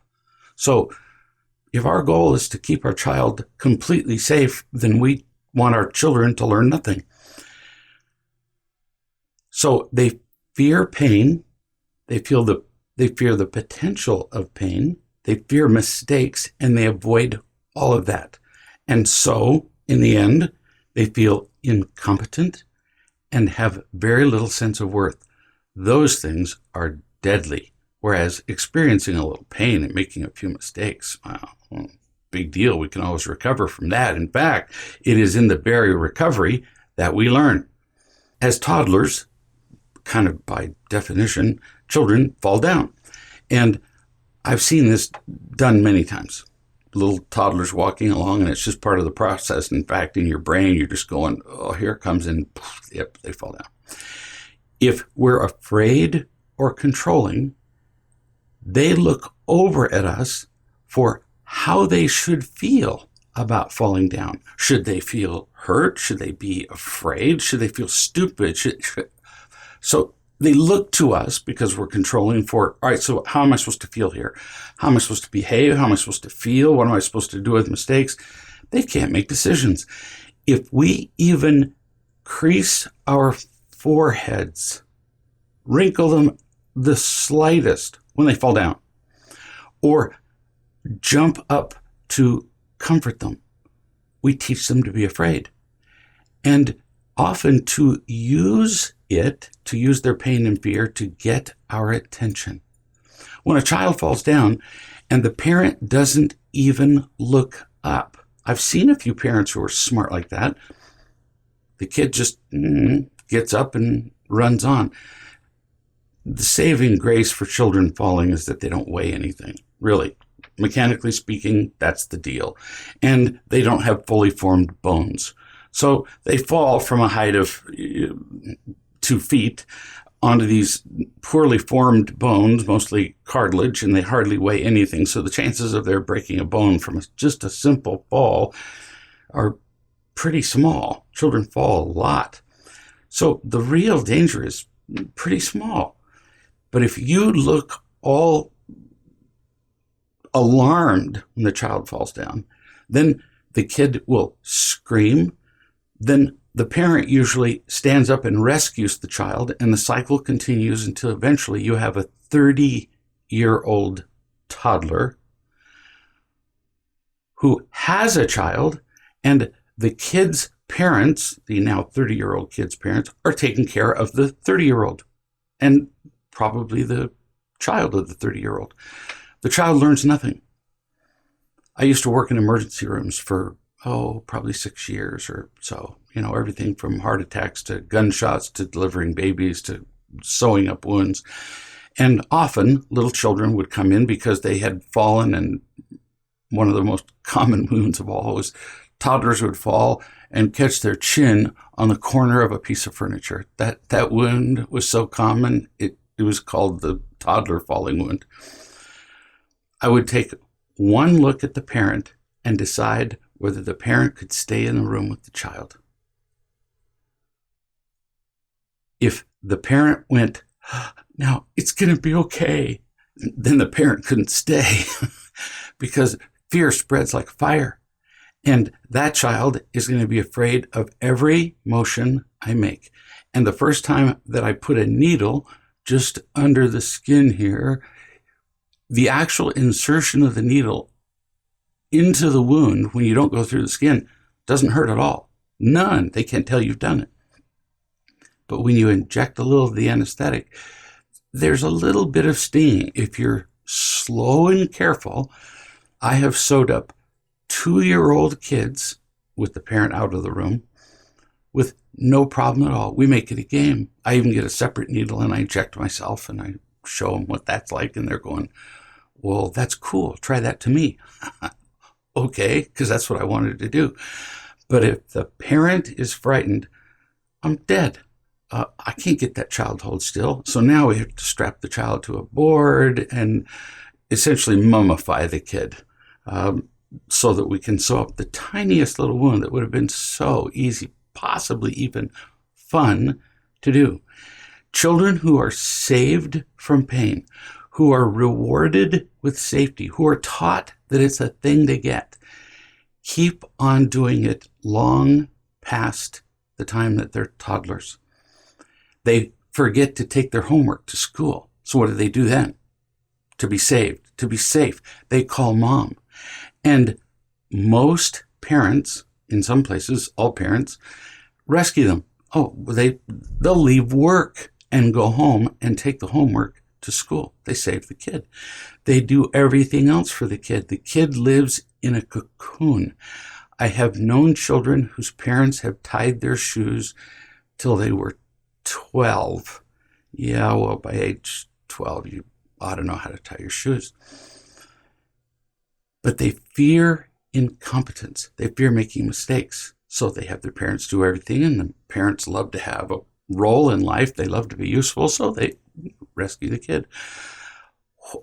It's odd, but while helping the child, often they will criticize the child and say, well, you should know how to do this by now. Although here they are doing it for the child. So the child is just in a state of confusion. They learn to fear making mistakes. They learn to fear trying. They learn to fear not trying. The kid's paralyzed. And we do it to them. Now pay attention. Not like you weren't. It's just my way of saying this is important. We are not here to make children physically safe. That's not our job. And yet many parents, if you were to put that on a multiple true false, are we here to make our children physically safe? Oh, yes, true. I'll bet 98 out of 100 parents would say that. Now, yeah, we're here to keep them from being run over by cars, when they're toddlers, or jumping off cliffs or drowning. That's obvious. I got that. So there's a certain reasonable safety to teach a child. Don't play with razor blades. Don't eat broken glass. But complete safety, even lots of safety. My children grew up in the woods behind this house. They did crazy things in trees and on bridges and jumped off things in creeks and lakes. And I've had to sew them all up multiple times. It is way better to sew a child's skin up or to let them break a bone than it is to break their spirit. They have to make mistakes. They have to learn that they can survive, that they can recover. Sadly, it is almost a parenting axiom that we're here to protect our children. That's what a good parent does. No, we're here to love and teach them, as we've said many times. So it's not like I suddenly changed my mind, because then they learn and grow. They become wise in their choices as they make more choices, including the dumb ones. They learn what is truly dangerous and what is not. So out in the backyard here, my 6-year-old child, so this is a little kid, encounters a snake. He runs into the house. He says, come with me, grabs me and takes me out to see the snake. And he says, he's not concerned at all. Wasn't afraid in the slightest. He said, can I play with that snake?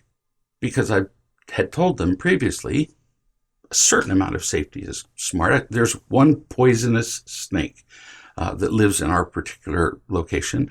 And I said, until you can make the identification, come and get me if you want to play with a snake. Kind of brave to want to play with a snake in the first place. So I trapped the snake, which I don't recommend you do until you learn how, and examined it.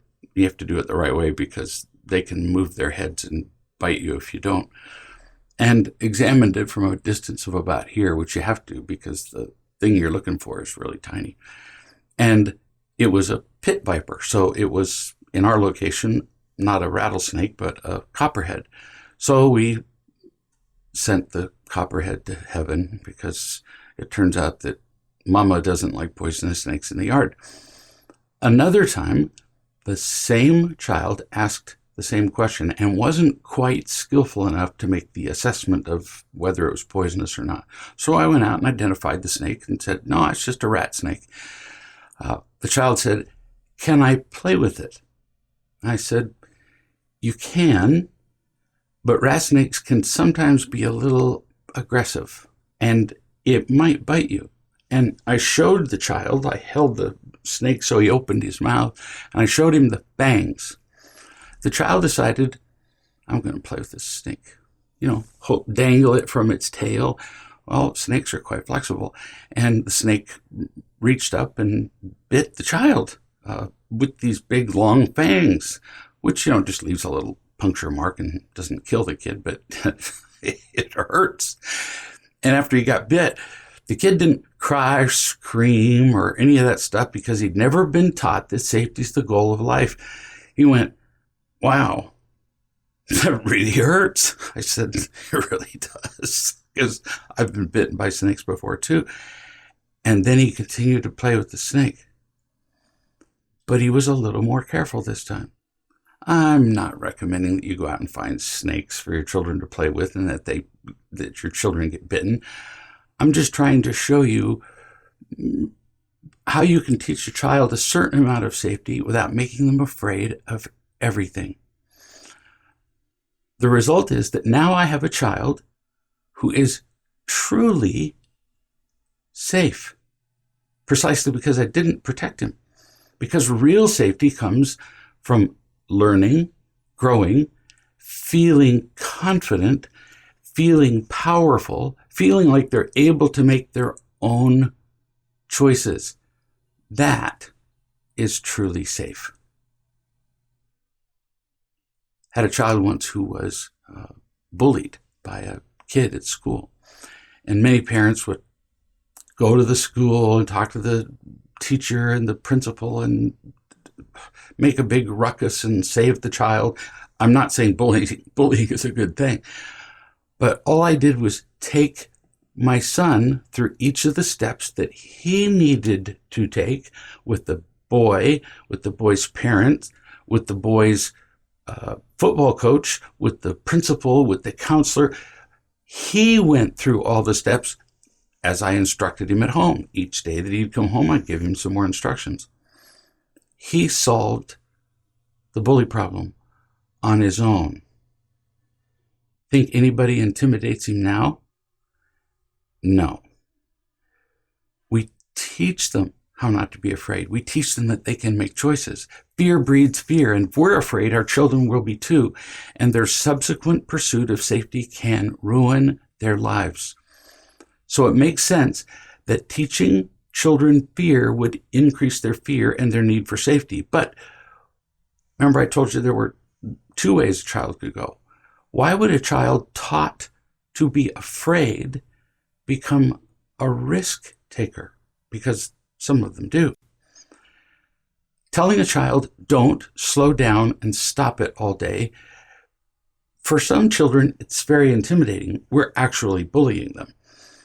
But for some children, it really becomes a drag. It's like, you can't tell me to stop it and slow down all day. Watch their faces. You can see quite a different reaction in the faces of children depending on how they've learned to react to being controlled. Such a safety-obsessed parent is controlling the child, not loving the child. And children have this little internal meter that's really quite sensitive that registers the slightest infringement on their ability to choose for themselves. They understand reasonable control, like not being allowed to drive the car when they're 4 years old. They get that. Or leaping off the roof of the house, usually. There are few children who find that an unreasonable restriction. But if you control them unnecessarily, too much, they learn to hate it. And some of those kids will react to their pain of being controlled and to their anger by rebelling and engaging in every risky behavior they can. Drugs, alcohol, indiscriminate sex, violence, breaking the law, and more. For more about all the forms of imitation love, read Real Love and Parenting. Now remember, Amanda and her 6 and 8-year-old, the two fighters that we started with and have referred to on a number of occasions from chapter 1. We're going to illustrate with them how getting and protecting behaviors and imitation love are intimately related to all the other problems we've listed, the 7 problems in the slide, the big 7, if you like, including your child's problem. There are so many ways children can behave that are troublesome to them and to us. It could seem complicated. It's really not all that complicated. We come up with what look like quite a variety of behaviors that are a problem, but really it's just a mixture of a handful of them, and we've talked about them. Getting and protecting behaviors, really just those. There's really only 5 of those, and you mix those together in a soup.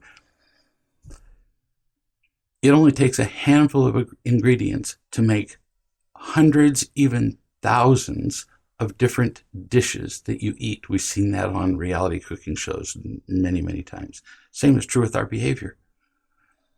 We get in pain, we become afraid and empty, and we respond with a handful of things that if we mix them in different ways, look really different, but they're just not all that clever.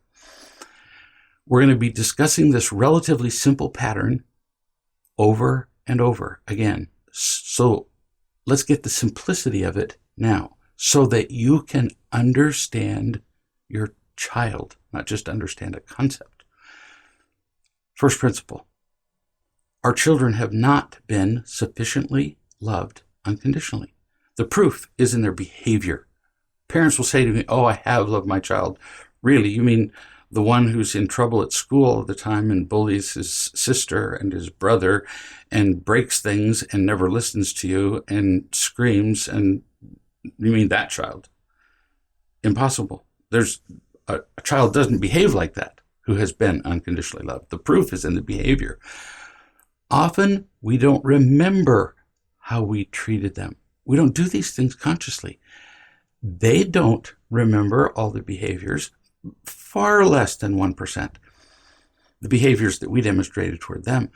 But the evidence of our treatment of them is in the way they respond, how they behave. Example, the other day I went out in the yard.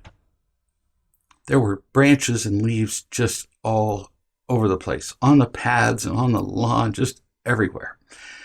And I said, wow, must have been a lot of wind and rain last night. Now, I was asleep during the wind and the rain. When I sleep like the dead, and I don't hear or see a thing. I didn't see the wind and the rain, but I saw the effects, and the effects were absolute proof. I knew that there had been wind and rain without seeing the wind and rain. Similarly, if your children are unhappy, you know that they don't feel loved. You did not love them unconditionally in ways you mostly don't remember. And yes, I acknowledge the effect of genetics and epigenetics, and there's a wide variety of things that can affect our children's behavior. But we're going to talk about the things that we can do something about, which is how we have treated them in the past, how we treat them now.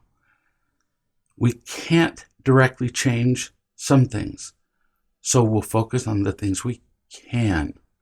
We can treat their not feeling loved, which we know affects everything else that they think, say, and do.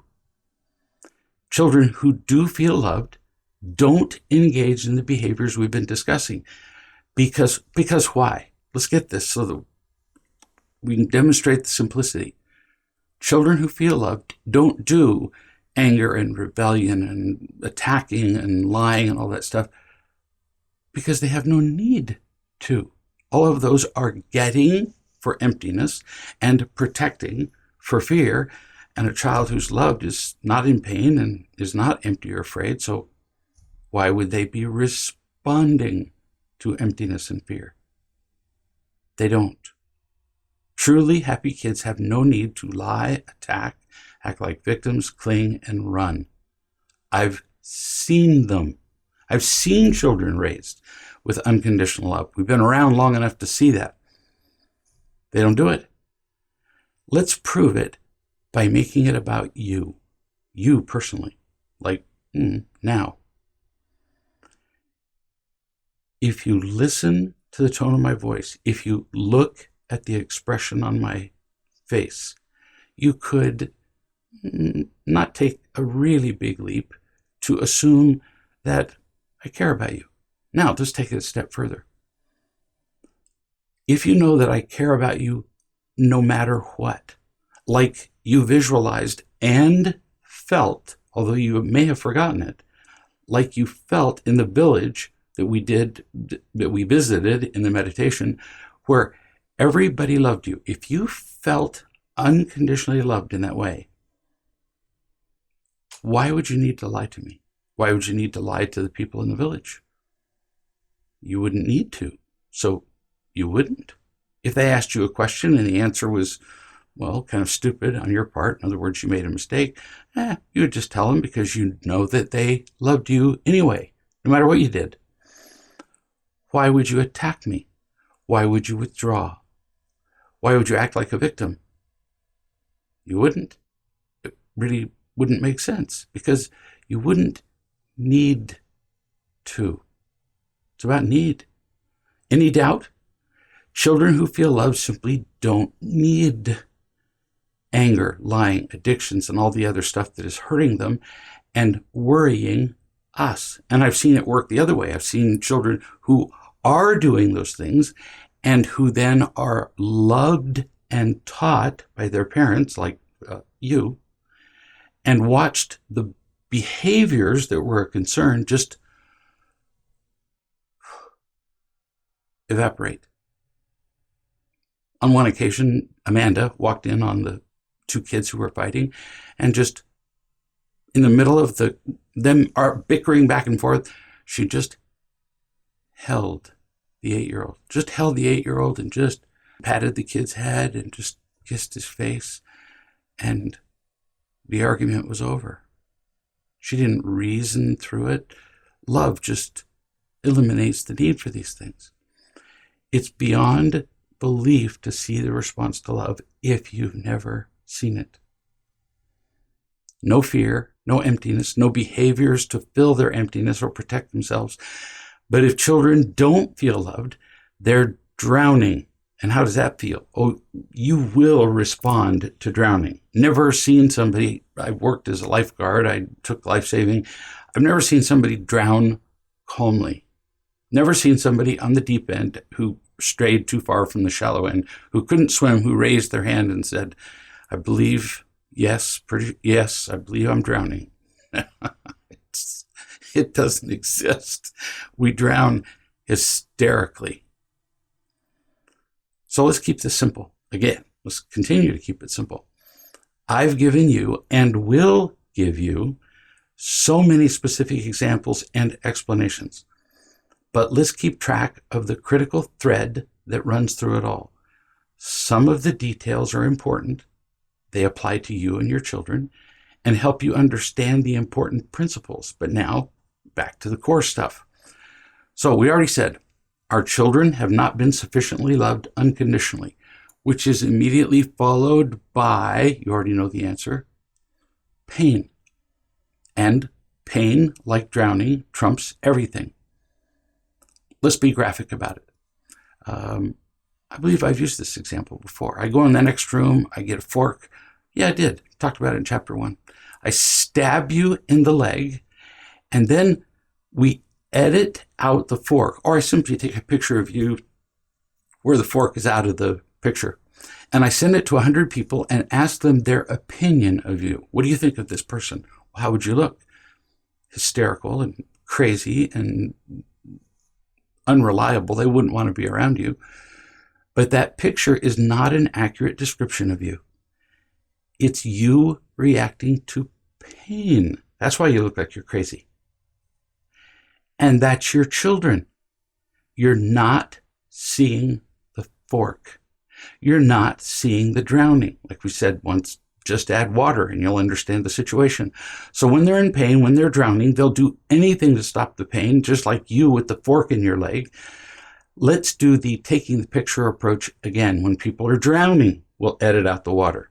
How do they look? Insane. And almost everybody is drowning. But we don't see the effects of a lifetime of pain. Nobody carries around a resume. Here are all the ways that I was hurt. If they did, we wouldn't read it anyway. We have our own volume and we don't want to look at it either. We don't see the water, so their behavior looks crazy. So once again, just add water and we'll understand everybody, why they behave the way they do. It's not a puzzle. You don't ever for the rest of your life need to ask, why does that person act like that? If it appears to be out of proportion to the situation, it's PTSD. It's pain. You can apply this to almost any behavior, no matter how crazy, disobedient, wrong, and more that it is. Our children are in pain and responding to it, and it's the same with adults. You may not respond to my guidance or wisdom or advice or even direct instructions as an adult, but you will respond to pain if I inflict it. So do our kids. They feel empty and afraid, and that's just what emotional pain is. And they can't tolerate those feelings. So they will respond. What do they do? I'm just putting together what we've talked about so far. We've said all these things, but I'm condensing it. The whole picture is not complicated. Our children have not been sufficiently loved unconditionally, step one, which is followed by pain immediately and involuntarily, which is followed by emptiness and fear, which is followed by getting and protecting behaviors. And we talked about those. Lying, attacking, acting like victims, running, clinging. And our children use these to get any substitute they can for the unconditional love they're not getting. And those substitutes are called imitation love. There, we just kind of summarized everything we've learned. I realize I'm repeating some of these things, but it's because they're that important. If you don't understand why your children behave as they do, you will not be able to respond in a productive way. If you do understand, it changes your perspective. It changes your judgments, and you can finally see your children as drowning. So the whole pattern in one slide, really easy to remember with only a few repetitions. Lack of love leads to pain, leads to emptiness and fear automatically, leads to getting and protecting behaviors. All of this is happening, by the way, in seconds. That's why you have seen people, when you've said something and gone later, well, what did I say? I didn't say anything wrong, because we started off with the lack of love. They're already in pain. They're empty and afraid. They're using getting and protecting behaviors. You say something to add to the pain. That whole cycle repeats itself in 2 seconds. They're using imitation love, and then we have unhappiness and disaster. There. That's an explanation of pretty much humankind.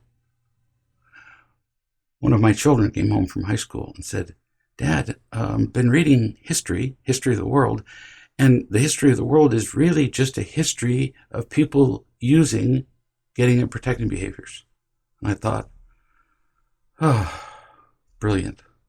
From a child who now understands pretty much the meaning of history, the meaning of people's behavior, as opposed to memorizing silly dates and how many people were here and how many people were there. And no, why do we behave like we do?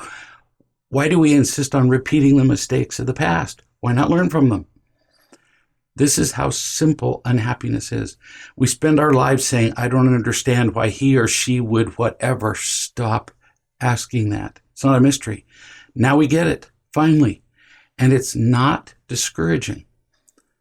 Understanding people understanding ourselves, is the beginning of hope.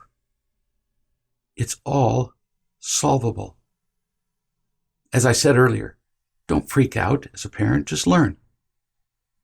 Worry is not a step. Freaking out is not a step. Just learn and acquire the love you need to implement with your child what you learn. Just do it, and I'll help you. We have to do it. What we have, or sometimes people will say it's just too hard. My response is no. What you have now is too hard.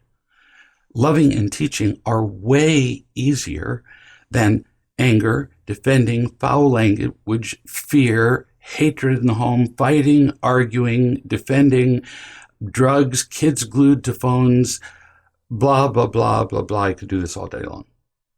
Loving and teaching is much easier than all that stuff. It's just a little unfamiliar in the beginning. That's all. The first time I put on a pair of rollerblades, I said, this is an impossible way to travel because it was unfamiliar. And then with time, I would rollerblade 20 miles at a time and thought, why does not everybody have these on their feet? You can travel much faster with much less trauma to your joints. It was an absolute delight. But it was unfamiliar in the beginning, and I fell a couple of times and it hurt. And what people usually do then is quit because they're looking for safety. So now we have the overall picture, how it goes from pain to crazy unhappiness and insanity.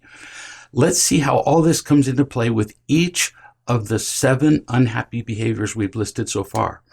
We'll begin with children who are angry, resistant, resentful. Well, you know the rest. We'll use the example from earlier with Amanda, who wrote about her 6 and 8-year-old. She said, remember, my 6 and 8-year-old argue all the time, and often there's hitting. And then she said, I've told them to stop it 1,000,000 times, yelled at them, punished them, but they're still arguing and hitting all the time. We've quoted Amanda several times so that you can remember what it's like with her children, because we're going to use them as examples, because all of our children do a variation on what hers do. Some variation. In some way, they're fighting and hitting. It may not be physical hitting. It may not be yelling and screaming, but they are fighting. They're afraid. They're empty. They're defending themselves. They're trying to get imitation love, which is what those kids are doing. So let's look at what arguing and hitting really are and what the kids get from it. We as parents are so much better equipped to love and teach our children when we really see what is going on. Most of the time, we're utterly puzzled by them, which is why you hear parents sit around and complain about their kids. Can you believe they do this? I just don't know what to do. I've heard that 1,000 times. It's really not that puzzling. If we're puzzled, we're lost when it comes to helping them. The parents who are growing in their understanding write and call me a lot, telling me how the more they see what their children are doing and why, and especially if the parents are then loving and teaching the kids, the more the parents see clearly and understand everything that baffled them before.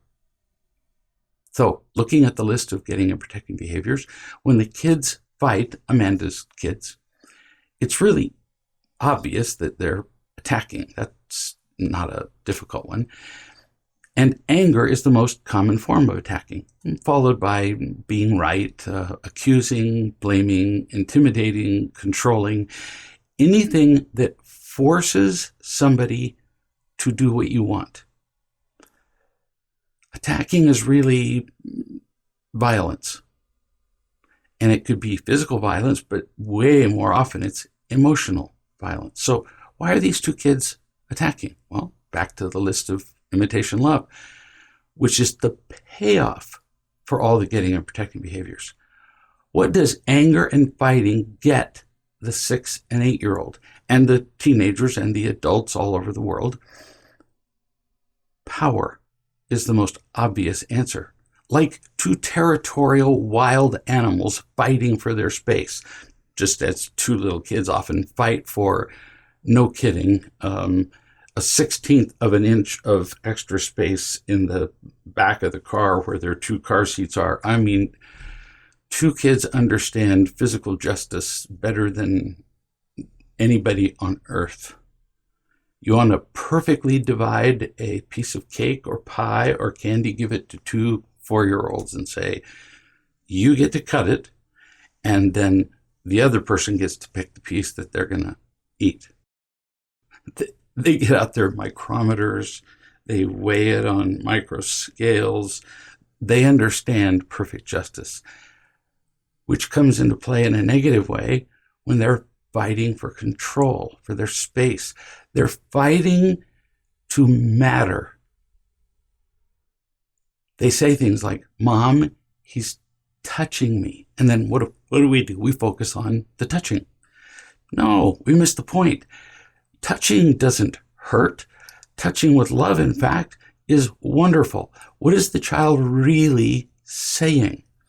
Mom, my space, which makes me feel like I finally own something. It's like one of the very few things that is mine, that makes me feel like I'm a person, is being violated without my permission. I feel helpless. I feel like I don't matter. That's why a child says, he's touching me. Or sometimes when they're clever, they don't even touch their brother or sister. They just stick their finger over the invisible but very well known dividing line between their two seats. See how understanding alone changes everything? So Amanda was driving somewhere with her 6 and 8-year-old, and she heard the 8-year-old say, Mom, he's touching me. But see, she'd learned something. She didn't say, so stop touching him, or don't make me come back there, or reach around and punch one of them, which is one of the alternatives. She pulled into a parking lot. She got out. She realized that this was not about touching or space. Now, listen, because I'm giving you a very practical response to your children's behavior. And not just if they're 6 or 8, and not just if you're in the car, and not just if they're touching. It applies to so many things that they do. She understood what was really happening. She had an opportunity here to love and teach her child right then, live in the middle of a conflict. There is no better time. Later, they've forgotten the details. Later, they deny the details. She realized that there was nothing more important she could do than love and teach her children, even though I'm sure she was on her way to somewhere, and if she's like everybody else, she was late. Doesn't matter whether she's late. It's her children that matter. She realized that they were not an inconvenience. She stopped everything to do the most important thing, to attend to the most important thing, her child. So she took the child who was complaining, the 8-year-old, out of the car. I say take out. She didn't grab the kid and jerk him out. She said, come with me. They went and found a place under a tree so it would be, comfortable to sit. And she just held the kid right there in a parking lot, in public. Who would care? People who are passing by see you hugging your 8-year-old child. What do you think they're going to do? Report you to the police?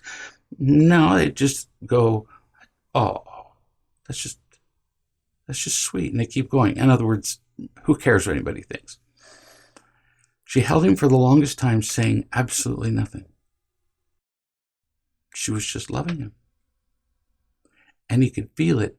She could feel his muscles just go from steel bands, because he was tense from defending himself, to just... And finally she said, I love you. Now, what does I love you have to do with he's touching me? Doesn't appear to have anything to do with it. No, it has everything to do with it, and she understood that.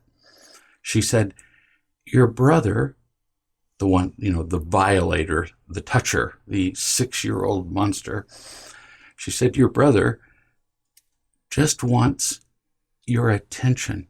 What an unusual response. She didn't say, be nice to your brother.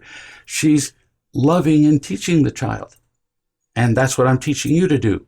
You don't have to use these exact words. The situation will vary from time to time, but the feeling matters. So get the feeling, and some of the exact words will be applicable. So she said, your brother just wants your attention. He can't hurt you by touching you because I love you, and that's what matters. She even asked him, because he's 8 years old, he's not stupid. When I was holding you and loving you, were you afraid of being touched? And he went, no. Now, she'd used a different tone of voice. So, your brother can't hurt you, so stop. Well, she'd have gotten quite a different response. But she was being very loving. Were you afraid of being touched when I was holding you? No. She told him again that she loved him. She hugged him again. And then, as part of the loving and teaching, the lesson isn't over until the lesson is received. She didn't just deliver the message and get back in the car. Then she said, so tell me why your brother touched you. And the 8-year-old said, he wants me to love him. Ooh. Now see, she'd said, he wants your attention. He's 8 years old. He's not stupid. And she had associated attention with holding and loving by her holding him. And he made the transition in his own mind from he wants my attention to he wants me to love him. Wow. He's 8. So they get back in the car. The 6-year-old brother, they're driving. Well, they're not driving all at the same. Mom's driving. And the 6-year-old reaches out because they just can't resist it and touches the 8-year-old again, the thing that had started this fight. What happened? Well, what happens in most cars is the 8-year-old goes back to, he's touching me, and then they're slapping and hitting and screaming and yelling, and they act like they're being tortured. The 8-year-old, when he was being touched by his 6-year-old brother, held his brother's hand and said, Mom loves me, and I love you too. Let me pause to enjoy that. The argument was over. Look what just happened. What are the 3 primary responsibilities of parents that we talked about earlier? To teach a child to feel loved, to teach your child to be loving, which this mother just did with the 8-year-old. Now, she didn't do it directly. Get back in there and you just love your brother. No. She asked him, what do you think your brother wants from you? See?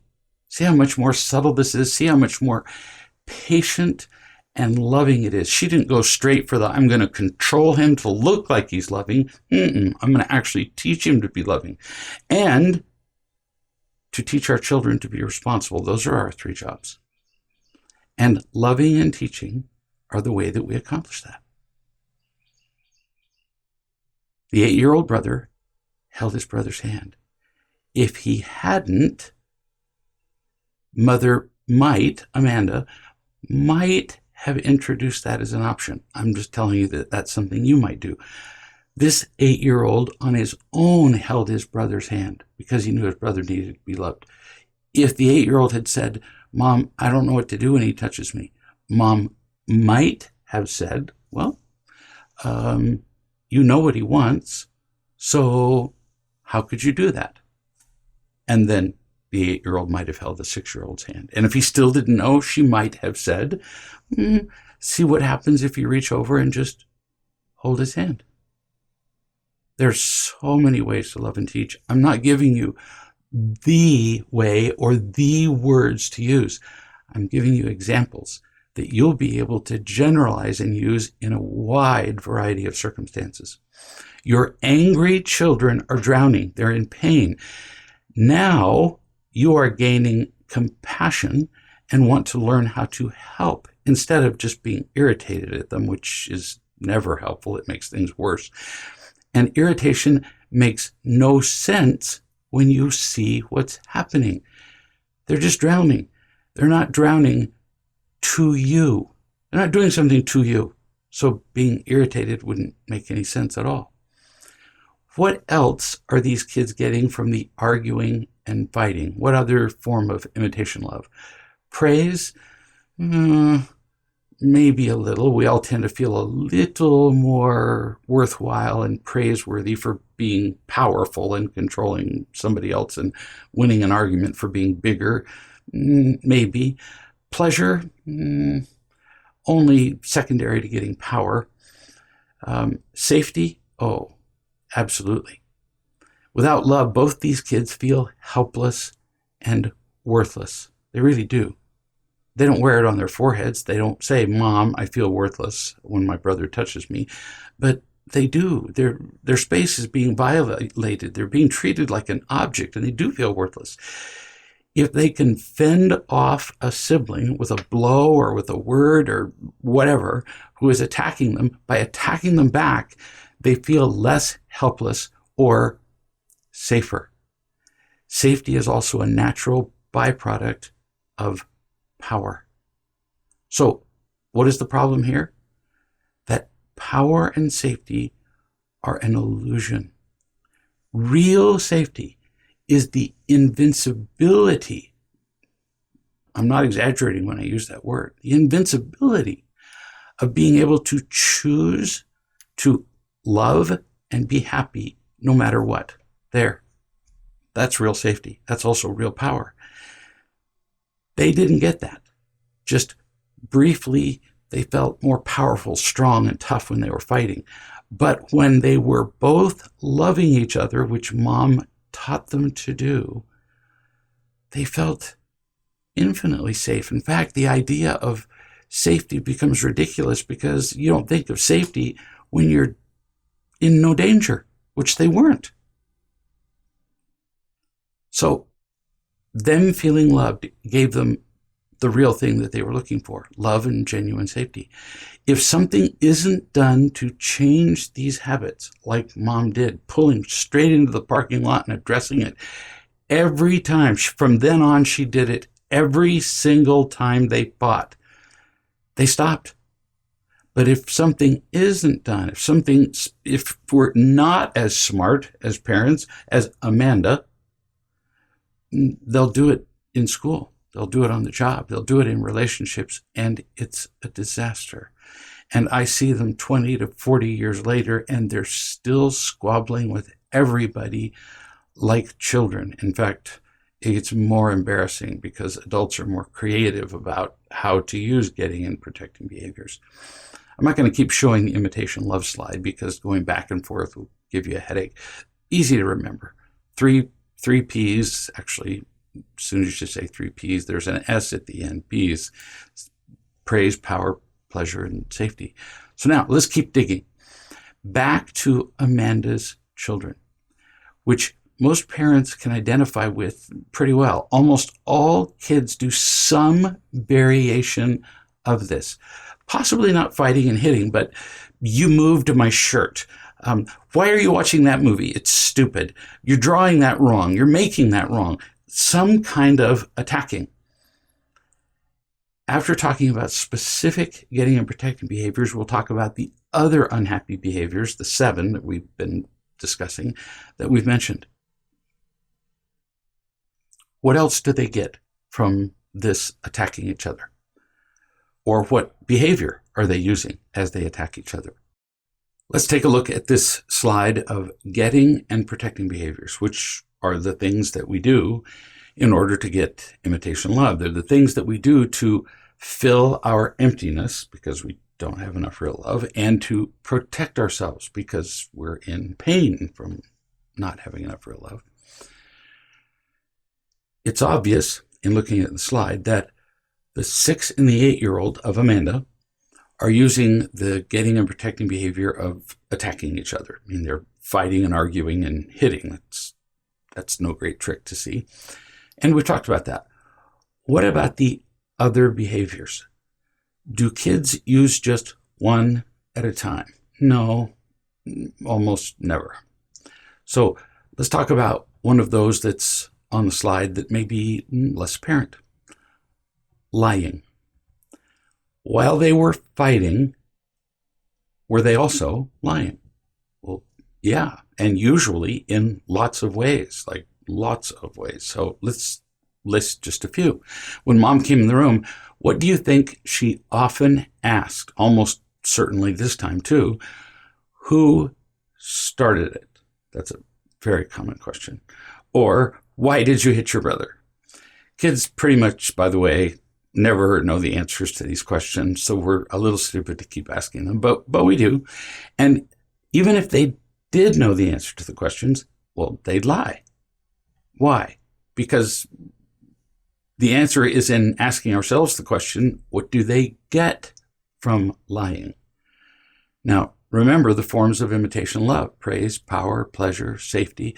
Do they get praise from lying? Not really. Power? Oh, yeah. If you make your sibling or anybody else in your life wrong by lying, which is usually unconscious, you can pound them into the ground and enjoy the power of that, of making them wrong. You can just picture a mallet and a stake and you just smash them into the ground. It's almost energizing to talk about. And if you're right enough, which comes from being a particularly good liar, you can reach the promised land of being even self-righteous while you're lying. And that's a lot of power. Pleasure. Do they get pleasure from lying? Probably not. Safety? Of course. If you lie about your involvement in a conflict, then you might avoid Mom's anger. And that's the essence of safety. All that out of just lying in response to her question. Oh, but there's more. When we're in conflict, we always make it about the thing the other person did to us or didn't do for us. It's things, we claim, that make us angry, or so we think. How is this a lie? Because here's the truth. Here's an example of truth-telling. And compare this with what we do. Remember the story that I told about the mother from Canada who called me and was describing an argument happening between her 3 children, ages 3, 7, and 10. And she remembered the book and calmly said to them, "You don't look very happy." And the 3-year-old said, "Oh, we're just empty and afraid." That's an example of the truth. So compare that with what happens when you ask your children, what happened, or what's going on, or who hit who, or who was first. Does anybody ever say, "Oh, my bad, I was just empty and afraid and reacting to protect myself"? Does anybody ever say that? No. If I'm fighting with somebody, the truth is it's because I'm empty or afraid, or both. Conditions caused by a lifetime of not feeling loved. How do I know? Because people who do feel loved and have from early childhood, and we now have lots of those after our doing this for 25 years, they don't have these arguments and these conflicts. I know it's almost impossible to believe that there would be children playing together, sharing things and not fighting. But yeah, it really is possible. Now, when we blame things and people, instead of our own pre-existing pain, are we aware that we're lying? No, but it still is, and it hurts us. We keep doing it. It keeps causing stress. It isolates us from the other people that we're blaming. Let's look at this slide again, and we'll talk about acting like a victim. And again, we'll talk about the 6 and the 8-year-old who are fighting because they're handy and we just talked about them. Victims do primarily one thing by definition. They think and feel and say that somebody has done them wrong. That's what victims do. It ain't fair. I was cheated. I was hurt. You've all heard it. Variations on these, accompanied by their famous language. They speak their own language called whine, which we talked about in the sales page or chapter 0. Victims never stop complaining. They never stop blaming. They're never wrong. That's obvious because if you're wrong, if you admit that you are the source of the problem, then you can't be blaming everybody else for what they did to you. And then you lose your precious status of being a self-righteous victim. So you have to lie. You have to act like a victim. You have to blame other people. Amanda's kids were both doing a great job of this, of acting like victims. Victims to the bone. When 2 kids are arguing in the next room, when they're blaming and being victimized, you don't even need to hear the words. You can hear the tone for a mile, can't you? And I talked about this in an earlier chapter when I was just talking to a mother by Skype and telling her that her child was whining in the next room. And it took her a bit to realize, oh my goodness, my kid whines all the time. Yeah, I can hear it from here, 1,000 miles away. It's a tone. Everybody's heard it. And there are 1,000 variations of that. It's whining. Each child is saying, look at what you did to me. It's your fault. I'm just defending myself. You started it. Or you shouldn't have. Or how dare you? Whatever. These are the things that victims say, but the tone is the same. It's still all done in whine language. Why do they do this? Why is this behavior so very popular? And by popular, I mean almost universal. Watch the news, and it's a story about one victimized person after another. If there's a flood, they find the person who is most victimized, most hurt, crying the most. If it bleeds, it leads in the news. And they look for the people who give them the most pain because people like to see that. I know it's a little crazy, but we do. The answer is in this question. What do people get from acting like victims? So let's look at the forms of imitation love. Do they get praise? Not so much.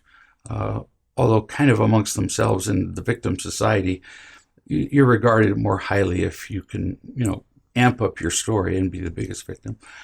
Power. Oh, for sure, power. I'm a bigger victim than you. That's the contest that's going on all the time. It is totally not conscious. Stop them and ask them, if you were to stop and ask a victim, so what's the trophy? What's the prize for being the biggest victim? They wouldn't even know what you're talking about. But it is a contest. Who would brag about being a victim? Who does brag? A lot of people. It makes them feel powerful. A power to what? How can it be powerful to be a whiner? I mean, whiners look kind of weak and pathetic often. It's the power to get attention and be right. Again, watch the news. Politics, and almost every public issue there are people who are screaming victimhood about gender, race, ethnicity, income, everything.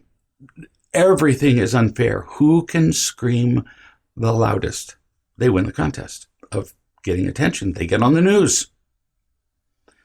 Do they get pleasure? Oh, a little, but not in the conventional sense. Safety? Yeah, lots. The more I cry, the less other people tend to keep hurting me. Unless I'm being, intentionally bullied, and bullies kind of like it when I cry. And when we claim to be victimized, people expect less responsibility from us. I noticed that when I've had major surgery in the past, and I've had several things, people simply expected me to do less. I just noticed that. I wasn't playing the victim card. I just noticed that people didn't expect me to do anything. They also tend to back away emotionally because they don't know what to say. When you're walking with a walker or a cane, people don't ask you to help them rake their leaves, for example, or lift heavy objects into their car. You kind of get a pass if you're in pain or a victim. Well, emotionally, even though it's mostly unconscious, people use this victimhood card all the time. Parents whine about their marriages or finances or their extended family or whatever, and then they unconsciously use it as an excuse not to do the real work of parenting. I hear it all the time. I know I should have spent some more time with my kids today, but I got this and my mother-in-law called and blah, blah, blah, and the maple sap is running and whatever. The phase of the moon is wrong. And we come up with a million reasons why we just can't be responsible. We act like victims. If we play the victim, we can milk far more from our pain.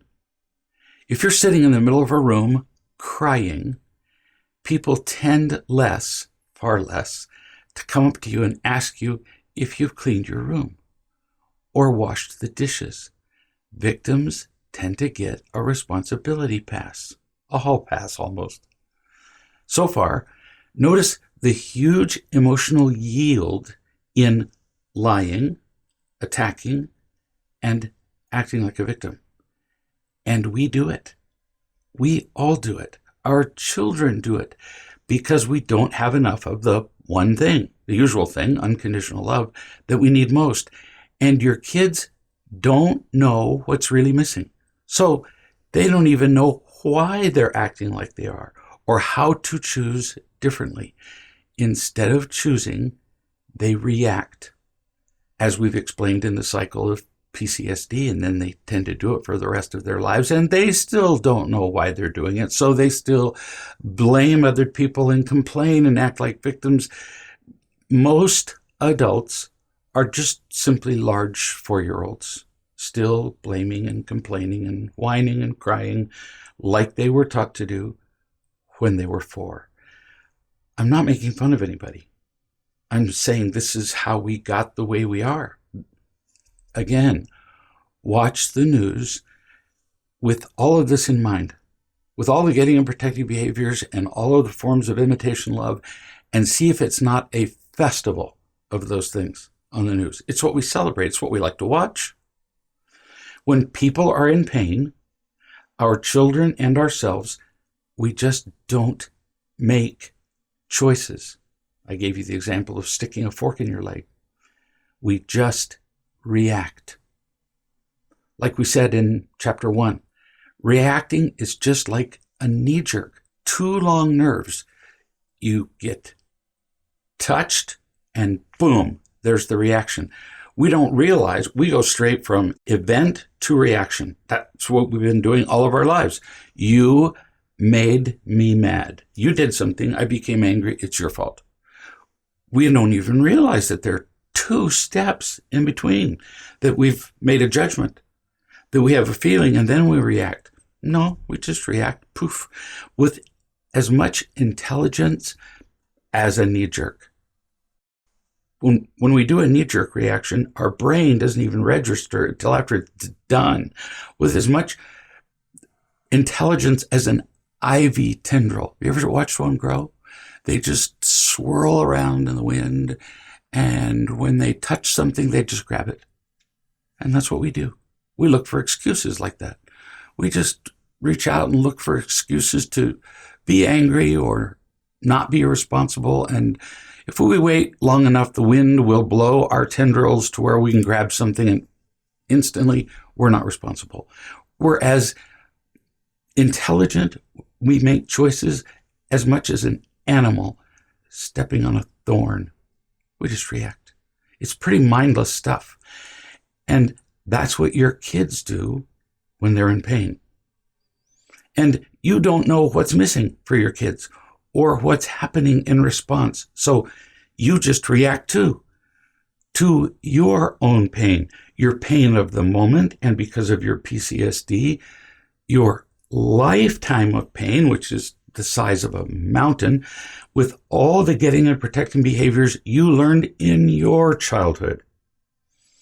And the cycle just goes on and on and on. Like Amanda said, I've told them to stop it 1,000,000 times. Probably close to that. I've yelled at them, I've punished them, but they're still arguing and hitting each other whenever they get the chance. Her kids are in pain. Why? Because of her doing exactly what she just described. So she's treating her children's unacceptable behavior, or at least unproductive behavior, at the very least unloving. She's treating their behavior with her own behavior that caused their behavior. Kind of makes you nuts, doesn't it? And almost all of us as parents do this. When kids are in pain, you feel helpless. You lash out, or you criticize, or you control. It worsens their pain, and on we go, and you can just hear the sound of the toilet flushing, and it swirls down the sewer. Kind of exhausting. So why do we keep doing it? Because we don't know any better. And because we're not properly equipped to make the right choices anyway, even if we knew them in our heads. There is a way out of all this. Now, we're almost done with the getting and protecting behavior list, and that's just with Amanda's kids. Oh, there are millions of different ways of using them. I'm just giving you a few. Remember, everybody, kids and adults, everybody does variations on these behaviors. Now, let's look at the getting and protecting behavior of clinging with Amanda's kids. At first glance, it seems unlikely that in their arguments, Amanda's children would be clinging, which we would normally picture as a child, say, hanging onto his mom's skirt, or one person in a couple hanging tightly to a relationship that just isn't working and probably shouldn't stay together. So we would think, it doesn't look like that. Surely they're not clinging. Are these two kids clinging? Yeah, they are. Clinging is manipulating somebody for approval or love or just attention that they otherwise would not or might not get. So picture this. The 8-year-old and the 6-year-old are playing in the same room with different toys. Neither of them has been sufficiently loved by their mother, which she acknowledges, because she didn't know how to. She'd never seen it done, never been taught how, never been loved that way herself, so she had nothing to give. But kids don't care about why a parent is unable to love unconditionally. Let me repeat that. Even though we weren't loved ourselves, and that's why we're not loving our kids they barely see us as people. They don't care what happened to us in our childhoods. We're either giving them love or we're not. That's how they see us. We're loving them and taking care of them, or we ain't. They tend to be very binary. They just know that they don't feel happy. That's all they know when we don't love them. So they experiment with anything that gives them relief from the one thing none of us can ignore: pain. With all their quarreling, what are they clinging to? Attention. From each other. Here are two absolutely love-starved, attention-starved kids, and they're clinging to each other. It's like two ticks sucking each other's blood. Well, they can't do that for very long. It's not going to work. And they're getting attention from their mother, who also doesn't have love to give them. They've learned that if they keep up the fighting long enough, she's going to come in and give them attention, possibly even yell at them. Studies have proven that children would rather be yelled at than ignored. We would rather have stale cookies than no cookies at all. Now, let's look at the same slide again. But this time we'll look at running as a protecting behavior. Is there any running here with Amanda's kids? Not so much. Running is avoiding conflict or pain. These two kids were pretty much running into conflict, creating it really as much as they could. So let's go through some of the more common problems with kids and see how everything we've talked about might apply to your child. We're going to take our time here because you're going to see your child in here somewhere. The first one is anger, arguing, resistance. We've pretty much covered that with Amanda's kids. There's attacking, there's lying, there's clinging, there's running. They're doing quite a little combination of things with anger and arguing and resistance. How about kids who have ADHD? Now, this is going to be a little hard. No, not a little hard. This is going to be a great big pill to swallow, about the size of a watermelon, for most parents who have children with the diagnosis of ADHD, because they've been taught that it's a disease. We're going to talk about this in a later chapter in significant detail, I promise. ADHD is like all the addictions. It's like all these behaviors, actually. It's not an exception. It's a response to pain. Now, we're going to talk about this later, but I'm going to just briefly say, I once read a book by a famous pediatrician who saw almost nothing but kids with ADHD. And he took a list of all the symptoms of ADHD. I don't say ADD because now they've reclassified ADD as really just ADHD, but without the hyperactivity component. So we're just going to take the bigger classification. He took all the kids with ADHD and he took the symptoms of their disorder and wrote them down on one page. And then he took all the symptoms of kids who are in emotional or physical pain. So they just had a parent die, a brother or sister die, they have a cold, they have an earache, emotional or physical pain. And he took the symptoms of those kids in a social circumstance like school or wherever, and he wrote them down on another page. When he was done, he discovered that the two lists were, pause, identical. And his conclusion is one that is being proposed by more and more pediatricians, that with rare exceptions, it's not a disorder. There's no such thing. So instead of ADHD, what we have is kids who are responding normally, predictably, to pain. Kids with ADHD, let's look through them. Attacking. They tend to be attacking people. Get in the way of a kid with ADHD who's doing something, and they tend to respond even more explosively than most kids. Do they withdraw? Lots of those kids do. Do they run? Do they lie? They do all the things that we saw on the getting and protecting behaviors list. All of them. Because they're in pain.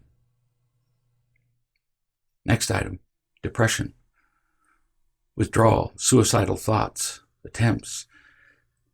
By the time you get to suicidal thoughts, you've been through all the getting and protecting behaviors and they haven't worked, and the only thing left is the ultimate withdrawal. By the way, withdrawal and depression that I mentioned first are really just forms of running. You just give up. And that's what suicide is. People have tried all the forms of imitation love. They've tried all the getting and protecting behaviors, and they just give up and go away. And depression is just along that spectrum. They get depressed that nothing is working and nothing is making them happy. They withdraw from everybody because interacting with people, even using all the getting and protecting behaviors, isn't yielding them the praise, power, pleasure, and safety that they've been looking for to replace real love, because they don't have that. So they just give up and withdraw. Then they get depressed. And then eventually, why keep going? Suicide is becoming an epidemic amongst our children. And we're going to get to where we're going to talk more about just suicide and how to handle children who are depressed and withdrawn. I'm just showing you what these things really are. All of these disorders that we love to put names to, because then we think we know something, are really just responses to what you're about to become genius level. Pain. That's it. Until we understand that they're responses to pain, until we understand that they're responses to the pain of not feeling unconditionally loved, it doesn't matter how we label them. Really. Doesn't matter whether we call it a watermelon or a cantaloupe, unless we can do something about it. Well, we're learning how to do something about it. Bit by bit, I've been introducing you to solutions to children who are in pain, solutions to your pain, how you can behave differently. And when we understand all that and we have the love that we need in our lives as parents, suddenly we become very powerful in dealing with these problems. Next on the list is addictions to gaming, smartphones, other electronic devices. How many of these people do you know? If you don't know 10 or 20 people who are absolutely addicted to electronic devices, in fact, if you include phones, if you don't know 50 people, I'd be really surprised. What are they doing? They're sitting right next to other people and they don't ever speak to them. They hardly know how to socialize. CEOs are telling me that they're finding it increasingly difficult to find kids who know how to have a conversation with another person, because they've been having conversations by text and by all of the apps on the phones. What are they doing? Running from their pain. This one is just mostly running. There's some attacking. If you go in on some Facebook pages, there's lots of attacking. There's some political sites where there's nothing but attacking. So yeah, they could be using attacking, and plenty of lying, because like, for example, on an electronic device, you can pretend to be pretty much anything you want to be. You can have a Facebook page and create yourself. You can be a 50-year-old ugly-looking single man living in a garbage dump in your mother's house and and not just can, this happens, and create a Facebook page where you're this beautiful model 20-year-old and have conversations with other guys as a woman when you're a 50-year-old guy. We can lie, we can use attacking on electronic devices, but their primary function is running. When you're playing video games, you're just running from life. It's a virtual world. We'll get to talk a great deal more about this. I'm just skimming through these to give you an idea that they're all responses to pain. I know a 40-year-old man who has spent his entire life in a virtual world, on a screen, Skyping, social media, playing video games, using porn, whatever it is, there's a screen in front of him. Never a person. Then he wonders why he's absolutely, completely isolated at work. Well, gee, I wonder. He has no experience of interacting with human beings. His childhood was so painful that he withdrew into his head and in the old days, I suppose you would just withdraw and get depressed and kill yourself or go live with the goats in the mountains. But now we have video games and electronic devices, and wow, what a perfect place for your head to find a place to live. And so they do. It's not the same, but it's similar with addictions to alcohol or drugs. We just run away. I was a drug addict for years and years. I didn't take drugs because they were pleasurable. I took drugs to go away, to become unconscious, to run. I stood in front of a group of 1,000 people at a 12-step meeting once, and it's an axiom in 12-step programs that addictions, alcoholism, drug addiction, so on, are diseases. And I said, they're not. None of them are diseases. If they were, we'd have perfectly happy, loved, content, emotionally healthy people who would be suddenly afflicted with alcoholism or drug addiction. Never happened. Not once. I asked the audience, do you know a single genuinely happy, peaceful person who became an alcoholic or drug addict? Not one hand in 1,000. And I said, and now, how many of you understand, after we talked about it for some time, that all of the addictions, which includes to everything, it's not just alcohol and drugs, who's an addict in the room? I like to ask this question at seminars. Who here is an addict? And nobody raises their hand, just a couple of brave people who go to 12-step meetings. And I say, and the rest of us are pathologic liars. We are addicted to alcohol or drugs or being right or running or attacking or being self-righteous or acting like victims, or it just goes on and on.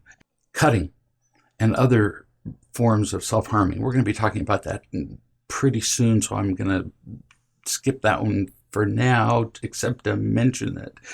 From cutting, we get a sense of power. We get a sense of control. Cutters feel absolutely meaningless and out of control. And it sounds a little bizarre. We're going to talk about all the reasons people cut. But in the moment that a child uses whatever sharp object to make a perfectly straight, this is the most common, cut across their arm that's perfectly parallel to the next cut and the next cut, and they're alone in their room doing this, that they don't go out and do this in the living room while people are watching television, so they're hiding, lying. They're attacking themselves and their parents and others because they get a sense of self-righteousness from doing this. Look what you've done to me. And they get a sense of power and control because they're in complete control of doing this. They're in control of almost nothing else in their lives, but they can control this. That's just a brief indication of some of the getting and protecting involved in cutting, which we'll talk about in more detail. And the last one, lack of responsibility, like failing in school or refusing to do chores or having an adult child who's still living with you at age 40 who's perfectly capable of working, although of course they claim that they're not, so they're right off. We have lying, don't we? And if you push them hard enough to be responsible when they claim that they can't be, then you get attacked, and they're running from the responsibilities in life. So you can see there's just 3 that I can think of right at the top of my head. Getting and protecting behaviors involved with avoiding responsibility. The real point is, let's not overcomplicate it. Listen, we're not going to have a test later on, and I'm not going to say to you, I'm not going to name these and say, so which getting and protecting behaviors are involved here? All of the behaviors that we talk about, all of the behaviors that you're here to learn how to respond to, they're all responses to pain. pain of not feeling unconditionally loved, when we remember that, it's that simple, we can finally start to do something about it. You'll likely see your child in more than one category, and there are far more behaviors than these. They all use getting and protecting behaviors. They all prove their pain, their emptiness, and their fear. So we just talked about quite a list of problems that children have, and we've talked about some of them already. And increasingly, I won't separate them and list them all each time. I will sometimes, just to remind us that there's a variety of them, but they're all evidences of an unhappy child. One thing, unhappiness, a drowning child, a child trying to cope with the pain of not feeling unconditionally loved. And again, I'm going to emphasize this, no guilt from you. You did your best. No parent means to cause these behaviors in their children. Notice that all the behaviors in this slide are reactions. They're not choices. Like getting angry. Somebody does something, boom, we get angry. You made me angry. You touch a hot stove, you immediately pull away from it. That's not a choice. You don't lay your hand on or your arm on a hot stove and then go, I wonder what I should do. Maybe I just need a little heat treatment, and I'll leave it there for a little while. We don't think about this. It's an automatic reaction, and we do the same thing with emotional pain.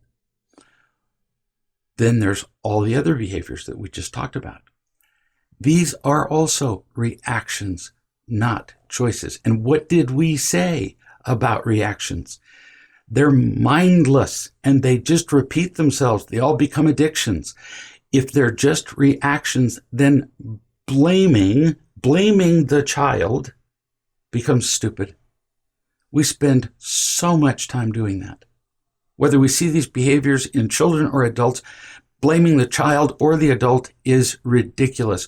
Whose fault is it, for one example, that this child is suicidal or depressed or addicted or whatever?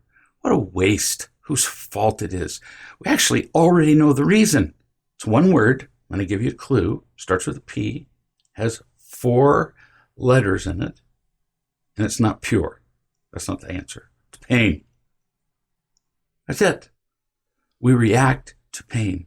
All these behaviors are reactions to pain. Who wants to live like that? So let's change the reaction.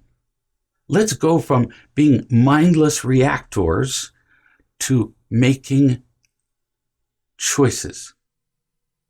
And we'll learn something about that in the following clip. People talk all the time about triggers. Something happens and they were triggered by it and then reacted badly. What do we need to do with these triggers? Now, we talked a little bit about this in the last chat, actually, and we're going to talk about it again because, well, pretty much all of us live in a condition of PTSD, post-childhood stress disorder. As soon as you say the word trigger, you're talking about past trauma.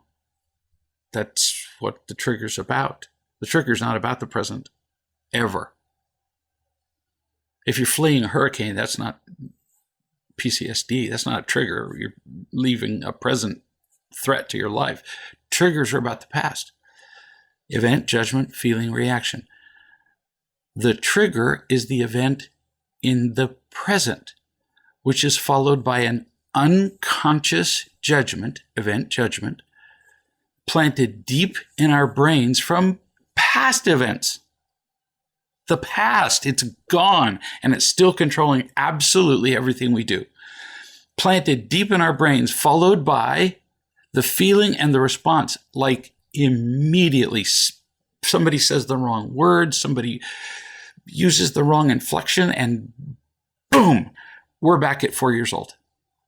And we act like 4-year-olds, except now we have 30 and 50-year-old skills. So, yikes. You're in a 50-year-old body behaving like a 4-year-old. Turns out you can do a whole lot more damage at 50 when you behave like a 4-year-old.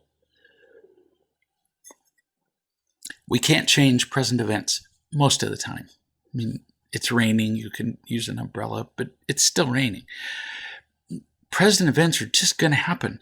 Inconveniences are going to occur. People are going to cut you off in traffic. Somebody's going to say the wrong thing. You can't change that. And once the judgment is made, if the judgment comes from the past, the feelings and the reactions are automatic, like a knee-jerk reflex. So what do? Somebody wrote me and said, healing old triggers works roughly like this. 1, feeling triggered reminds you of a past painful experience or experiences from the past. Pretty good so far. Example, somebody criticizes you in the present. That's what your mother did over and over again when you were a child. Because the two events are so similar, the past judgment kicks in, takes over, actually, without your even realizing it. The old judgment is what? When people criticize me, they're telling me I'm worthless and not lovable, which was true in the past. That's what a trigger is. It does the event, judgment, feeling, reaction cascade like that. Boom, just happens. Once that judgment kicks in, still quoting the person who's writing, I threw in a few words. The feeling immediately follows. Fear, panic, more panic. We will respond to feelings, always. Run, attack, anger, something. So what do? This person says. 2, change the judgment. Do you have events from the present that are not compatible with the judgment that when people criticize me, they're telling me that I'm worthless and not lovable? Do you have events in the present that contradict that judgment? Yes, you do. If you've been doing real love in any way, you have present events that show you that the past judgment's a lie. People in the present do love you, do tell you things that are not self-serving, like, criticism without anger. That changes everything. So now criticism doesn't mean the same thing in the present. Not when you feel loved. You are loved. Not, oh, I hope I'm loved. Not sitting and singing a little mantra, everybody loves me. That's not true. No, but you are loved. By some people. By one person changes everything.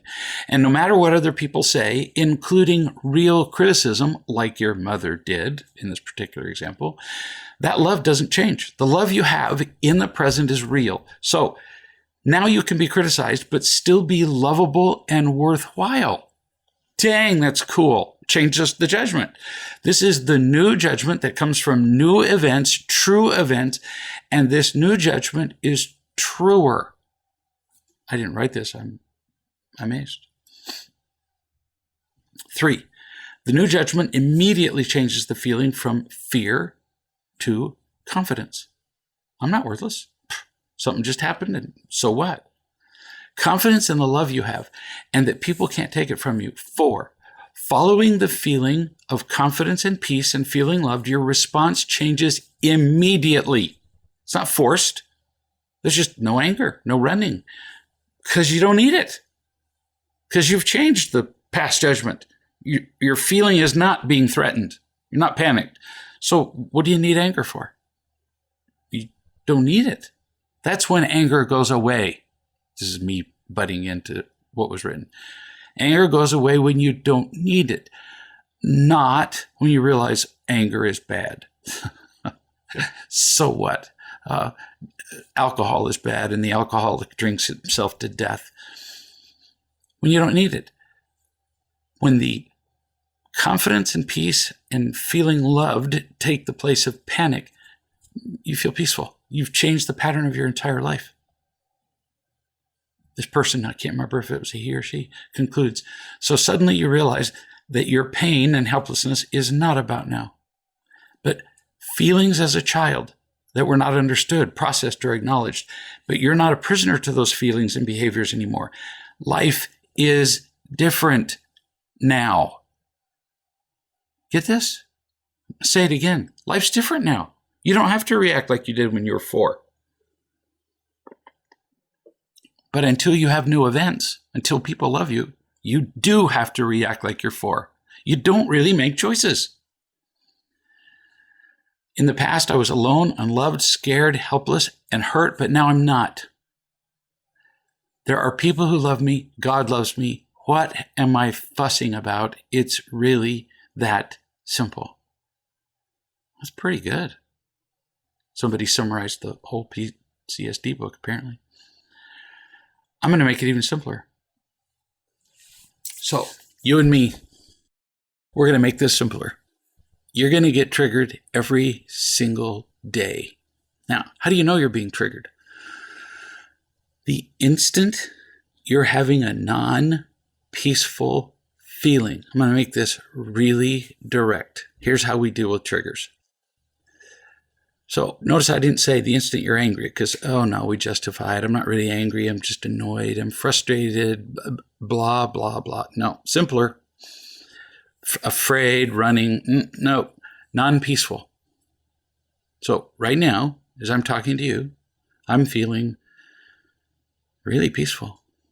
And on top of that, a little energized, actually. I'm having fun.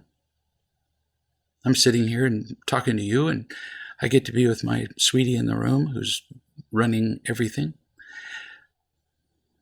This is fun. Knowing how I feel now helps me to identify when I don't feel like this. See, if you've never experienced true peace, not just because nothing bad is happening, but you're just feeling loved and wonderful. Once you have that feeling, all you have to do is identify when that feeling is not there. You don't have to get all clever and analytical. Is this anger? Which getting and protecting behavior is this? No. I almost never use those terms. So, non-peaceful, what do?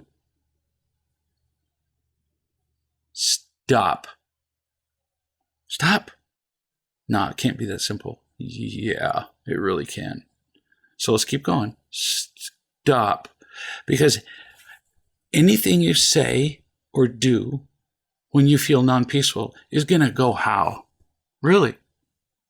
The universal flow of everything is love. The universe is powered by love. It's a perfect brocade. It's gorgeous. It's a tapestry. Anything that you do that isn't consistent with that tapestry is going to look just stupid and end up hurting you or everybody else. So when you don't feel peaceful, stop. If you're in the mountains and you're climbing a mountain and you feel your feet slipping out from under you, stop. Don't keep doing the same thing. And then we're going to ask some questions, just 3. And they're not why. That's just the dumbest one. I get asked this every day. Why do I feel bad? Who cares? The past, there. Done. Okay, so we took care of why. Something from the past is triggering you, and what thing is it? I don't care. Maybe your mother sighed when you did something like this. Maybe your schoolmates laughed at you and you peed your pants. I don't know. I don't care. And you don't know either. You can look back at some things that you think are triggering you, but the odds you're right are really tiny since we remember far less than 1% of our lives when we were really young. Far less. So why? Wasted past there. Now, let's ask 3 questions. What am I doing? What am I doing right now? Okay, I'm not feeling peaceful. I'm living in the past, in some kind of past judgment.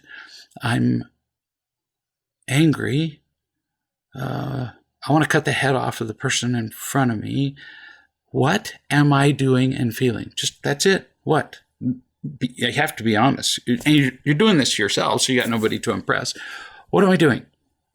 What's the next question? All right, so we got that. And is what I'm doing working? Kind of stupid. So what am I doing? What do I want? Do I want something different from this? Well, yeah, I want to be like Buddha. I want to reach the state of bodhisattva. I want to have a Zen-like peace. Okay. Say what you want. Anything. World peace. But now we get to the third question. What am I capable of doing? So I know what I want. I know what direction I'm headed for. How much am I capable of in moving in that direction? So if you set world peace as your goal, okay. What's your next step? What's the next thing you actually can do toward that? Sometimes it's leave the room. No kidding. Sometimes I did this with a man this morning. I just reached into my pocket and I pulled out a 3x5 card on Skype. And I said, this is what you do the next time your wife does that. And he said, well, what does it say? And I said, nothing, I haven't written on it yet.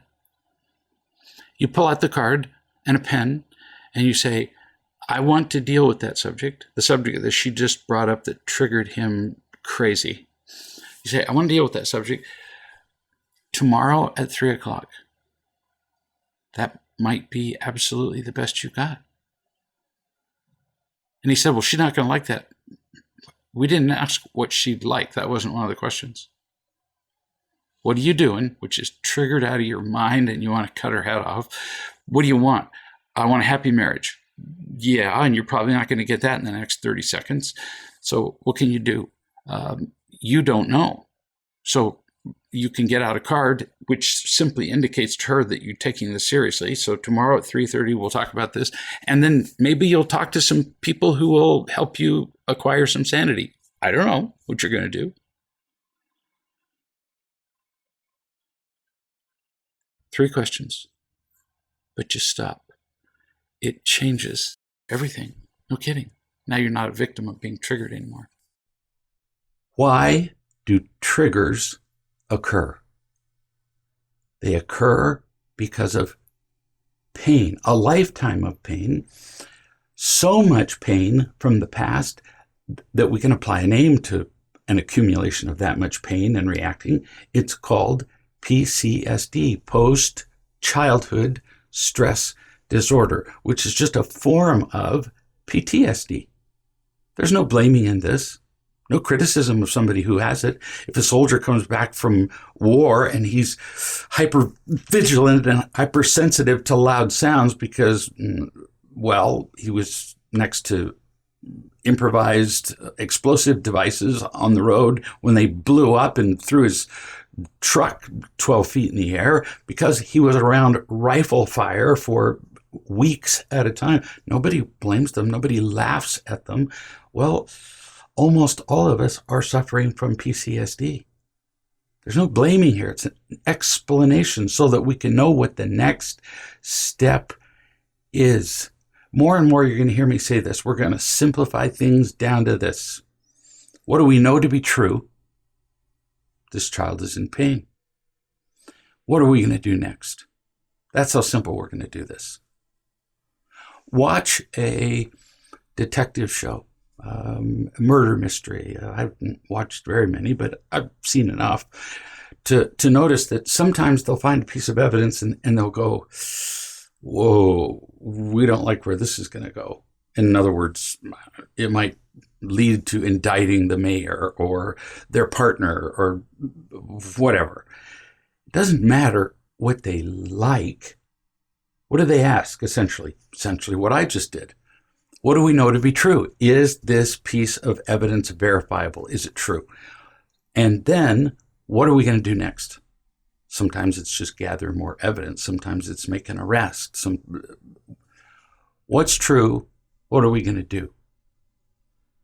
When we see people who are hyperreacting to things, they have been triggered by something in the present, but they could only be triggered if there was a mountain of pain like it, similar to it in the past. I just explained PCSD. Poof, we're done. That's it. Mountain of pain. Something happens in the present that's similar in some way.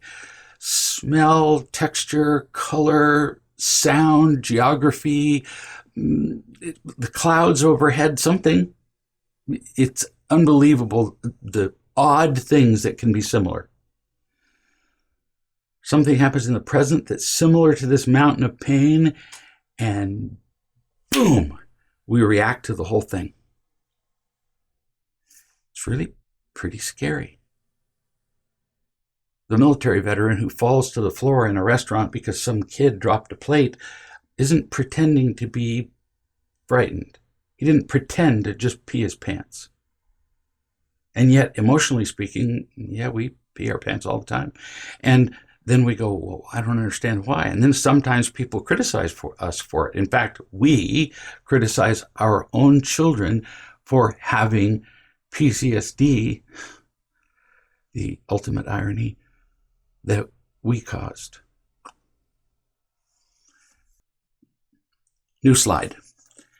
We've shown before a slide that goes event, which means one event, lots of events that lead to a judgment, then feelings, then reactions. This slide's a little different. Old events way back before we can even remember them, when we were 2 years old and younger, led to old judgments, led to old feelings, which led to old reactions. This explains our entire past. Over and over again, we went through this cycle, just reacting like, as I've mentioned many times before now, billiard balls on the table. This sequence, regrettably, also explains our present. Let's look at this slide. Some event, this is just another way of saying what I said earlier about the similarity between something in the present and the mountain in the past. A new event occurs. Something happens right in front of you, like somebody cuts in front of you in traffic. Let's make it really practical and possibly imminent. It may happen to you today. It may have happened to you already today. Somebody cuts in front of you in traffic. Well, so what? Well, here's what. That act isn't just about traffic. That's where we get confused. Well, why would I get so mad about traffic? It's not about the traffic. It's about the person driving the car in front of you saying, I don't care about you. Oh, well, that's a problem. I don't care about you. That's a judgment. And that's just like the million judgments, variations on that judgment that we have dragged from the past, that people don't genuinely, unconditionally love us, which brings up all the old feelings attached to those judgments and all the old reactions. We just keep repeating the past over and over again. All something has to do is remind us of the past, and poof, there we are, 4 years old again. In fact, many of us never get out of 4 years old. This is how we are triggered all day long. We're still reacting. In the old world, one domino would knock down the whole sequence. In this new world today, one new domino knocks down one of the old ones and the whole sequence happens again. Can we change this insanity? Because it's insane to just keep reacting and reacting mindlessly like inanimate objects. The clip says that we can change it. How? The first thing that we do when we feel that first slight overreaction, that emotional response to something, because we all recognize that fear, emptiness, anger, something let's just call it not peaceful. There, that makes it way easier. Now we don't have to remember all those other names. As soon as we start to feel extra not peaceful, I don't know if that's a phrase. It is now. We stop. We just stop. Stop everything? And we ask those two questions that I just talked about a little bit ago. Or we ask the first question and then we make a choice. What do we know to be true? Do I know that that guy in front of me is telling me that when he cuts in front of me, I don't care about you? Nah, he just doesn't care about anybody in the world. It's not about me. What do we know that to be true? No. What do we know to be true? We know, because we've already been experimenting, as we've been doing this parenting training, and I've been showing you in the last chapter how to find unconditional love in our lives. We get to the place where we can stop and say, I know that this person cares about me. I know that this person cares about me. I know that Greg cares about me. I know that God cares about me. I know that I am lovable. I know that. What am I going to do next? That's the next one. What do we know to be true? What are we going to do next? So the guy cuts in front of you. I know that I'm lovable. So no matter what he does, that doesn't change. So I don't really have a judgment to react to, except that I'm lovable. Now how do I feel? Loved, lovable. How do I react? Oh, I might say, as Donna and I have said on a number of occasions when somebody cuts in front of us, wow, he must be in quite a hurry. But that's all. Nobody's making fun of him and nobody's angry. Sometimes we just stop to remember that we can change all this.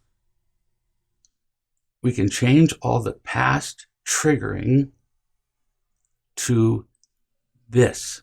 Look at this slide. Each time we have a new loving event in the present, it eventually adds up to a pile, let's call it. Maybe not the mountain, it's the size of our past experiences of not being loved, but we keep repeating new events that are different, that are loving. And now we've got a collection of events that actually weave together into a sensible tapestry. These new events lead to new judgments, like I am lovable. I am powerful. I do not need to run. Other people do not make me angry. That's a new judgment. If I have those new judgments, I automatically have new feelings like loved, peaceful, forgiving, even happy. And now I get to make choices. Choices made from a place of happy lead to more choices that lead to places of happy. They lead to my being loving. The whole world changes as I acquire new events and new judgments. Now, I don't want to complicate this for you, but people think differently. So different things work for different people, and different things work for one person in different circumstances. So if something difficult happens, you can say, what do I know to be true? And what's next? Or another response is to, now the first thing to do is the same with both of these. Stop. You start to feel yourself get hyper excited and not peaceful. Stop, because it's going to only get worse. It's like a fire. It is so much easier to blow out a match than a grass fire. Having done both, I can tell you that's a fact. Once a grass fire gets going, yeah, you're pretty dead. Another possible response after you stop is to say, what am I doing? What am I doing right now? I can feel myself becoming afraid or angry or whatever. I'm reacting. What do I want to be doing? Do I want to be just reacting like a rock falling down a cliff? Probably not. And the third question is, what can I do? So what am I doing? Reacting. What do I want to do? I want to make a choice. But there's more than just wanting to make a choice. Can I? What choice can I make? I can go back and read part of the parenting training. I can go watch a video chat on reallove.com. I can call a friend that I've met on the parenting website and describe that I'm not feeling peaceful. And now we're mixing all kinds of things that you've learned, which is why we've been learning them in this fashion. We're putting this puzzle together that I was telling you about. Now, as I tell the truth about myself, that I'm starting to feel less than peaceful around this child who's behaving in a certain way, it doesn't matter. And I can start to feel selfish and angry. And if the other parent simply says, yeah, I know the feeling. So honey, just sit here with me till you don't feel like that. We just told the truth. I was seen as angry and selfish by this other parent that I called because I went to the website. I feel accepted by this person who's just saying, just sit here with me. Not saying, oh, now what? Oh, you've got to be kidding me. You're mad at your own child. You've got to stop that. Not going to help. No, they just see you and accept you. And then you begin to feel loved. And then I'll be darned. We can answer differently the question, what do we know to be true? I feel loved. What am I going to do next? Oh, I'm going to go in the next room and with these two kids who are fighting and arguing, instead of saying, stop it, I've told you a million times, and smack them around, I'm just going to take one of them and just take them into the next room and just lay them down on their bed and just pat their cheek and run my fingers through their hair. The fire goes out. That's what happens when we change. When we change our judgments, when we change from reacting to choosing. Let me read a letter from a teenage girl who has been doing Real Love for several years. She says, I'm a 17-year-old girl. I recently broke up with my best friend of 2 years, and it was really hard. I left the relationship because in order to stay friends, she was often wanting me to change who I was and do things her way, which wasn't compatible with who I am. Wow, are you brave? I mean, this is amazing. Almost everybody, including adults, is willing to be something else in order to please their friends. And in the process, they lose themselves. So congratulations to you. She continues. So as a result of that, I feel sad. In fact, I feel sad a lot of the time because I miss having her as a friend. Maybe it's pathetic, missing something that went totally sour at the end, but I still miss the times when we weren't fighting and we were just enjoying being together. Yeah, you miss the occasional good times and you miss the companionship, but you won't miss the overall person for very long because she just did not accept you. She couldn't accept you. She hadn't felt unconditionally accepted herself.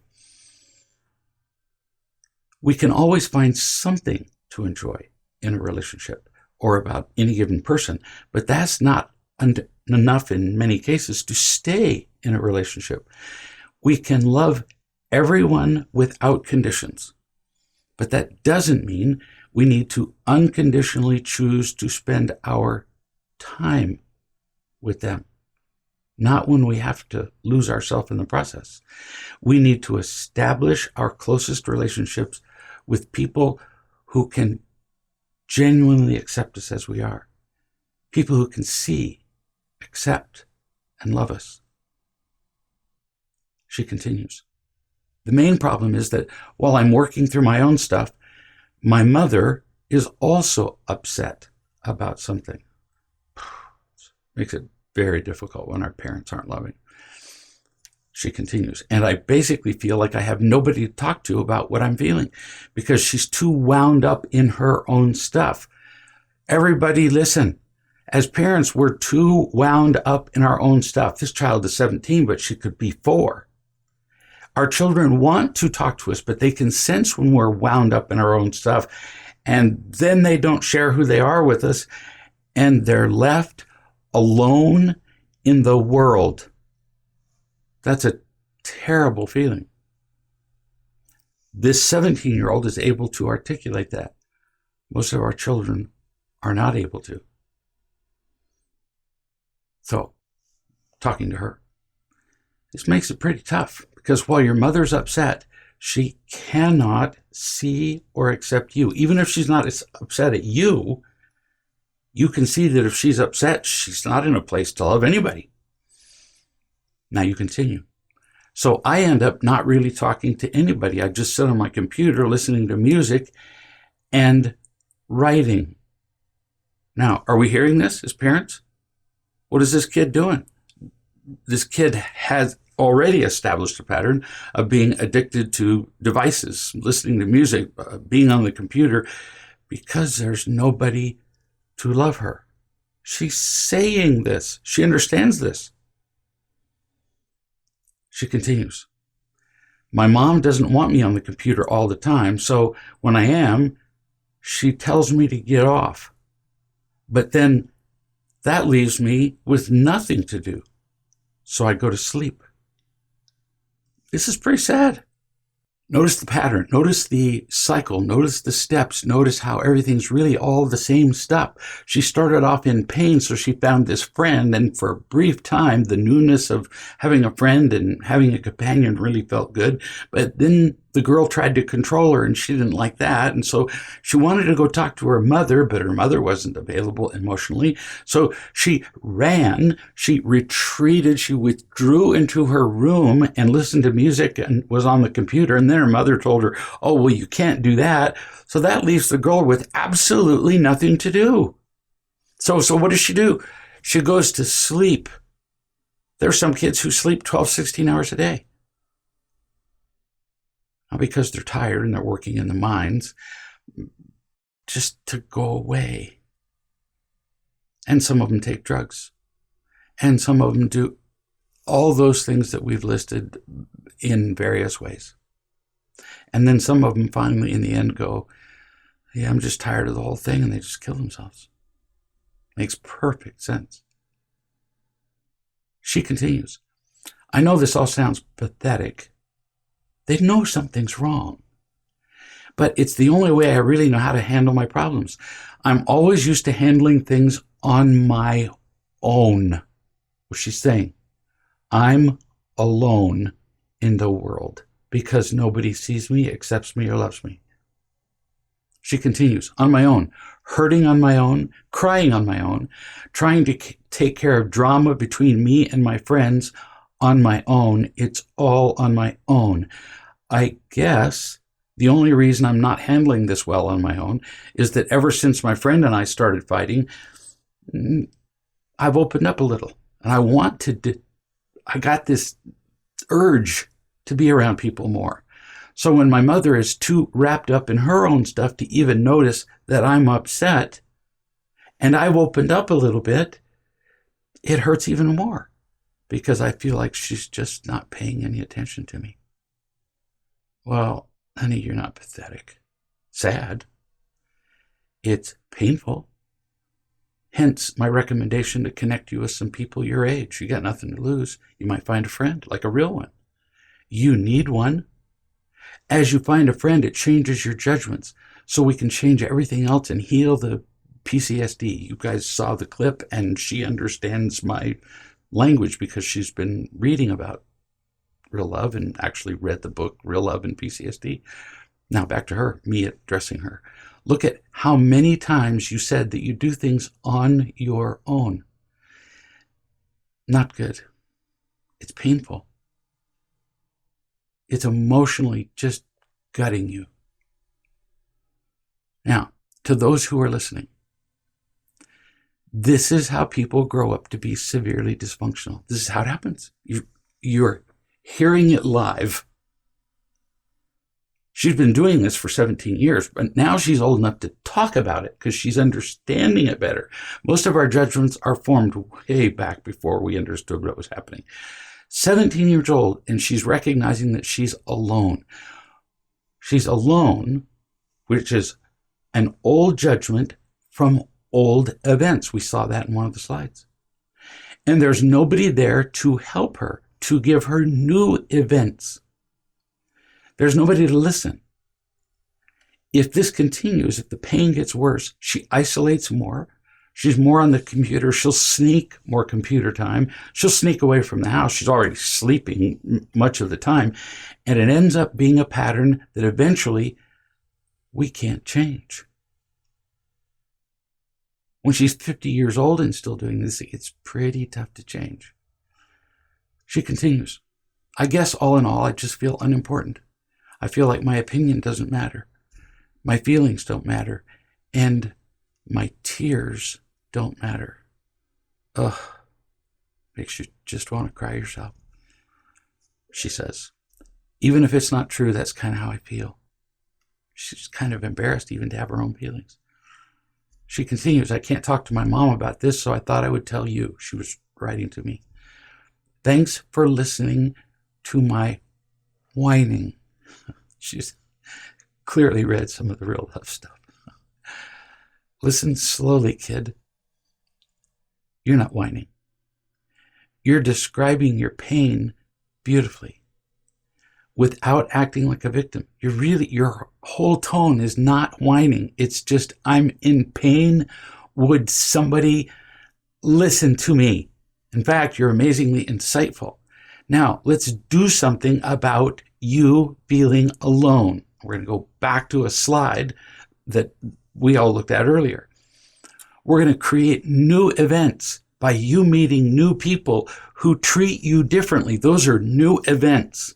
They're going to turn into lots of new events if you keep it up, which lead to new judgments, which lead to new feelings, and finally, choices. It actually says new choices, but really it's just choices because before it was just reactions. But new choices. So she did that. She found other kids. She went to this group and she found other kids her age who have similar experiences, not hard to find, participated in conference calls, went on Facebook pages, read blogs, listened to and watched video chats.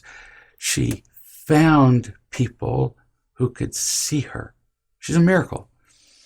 You'll hear people say this with a tone of knowing, well, we can't change our past. Yeah, we can. We can change the old events. We can change the old judgments and feelings and, well, really our reactions rather than choices. We can change all that. We can do it by changing past judgments. She did that.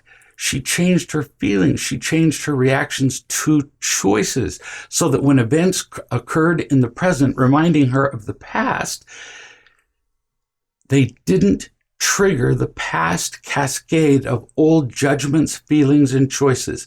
She's a miracle. No kidding. If she can do it, why can't we? 17. Here's another example. This is from a woman who's been practicing real love for some time. Her mother is a raging, unpredictable woman, critical, angry, demeaning.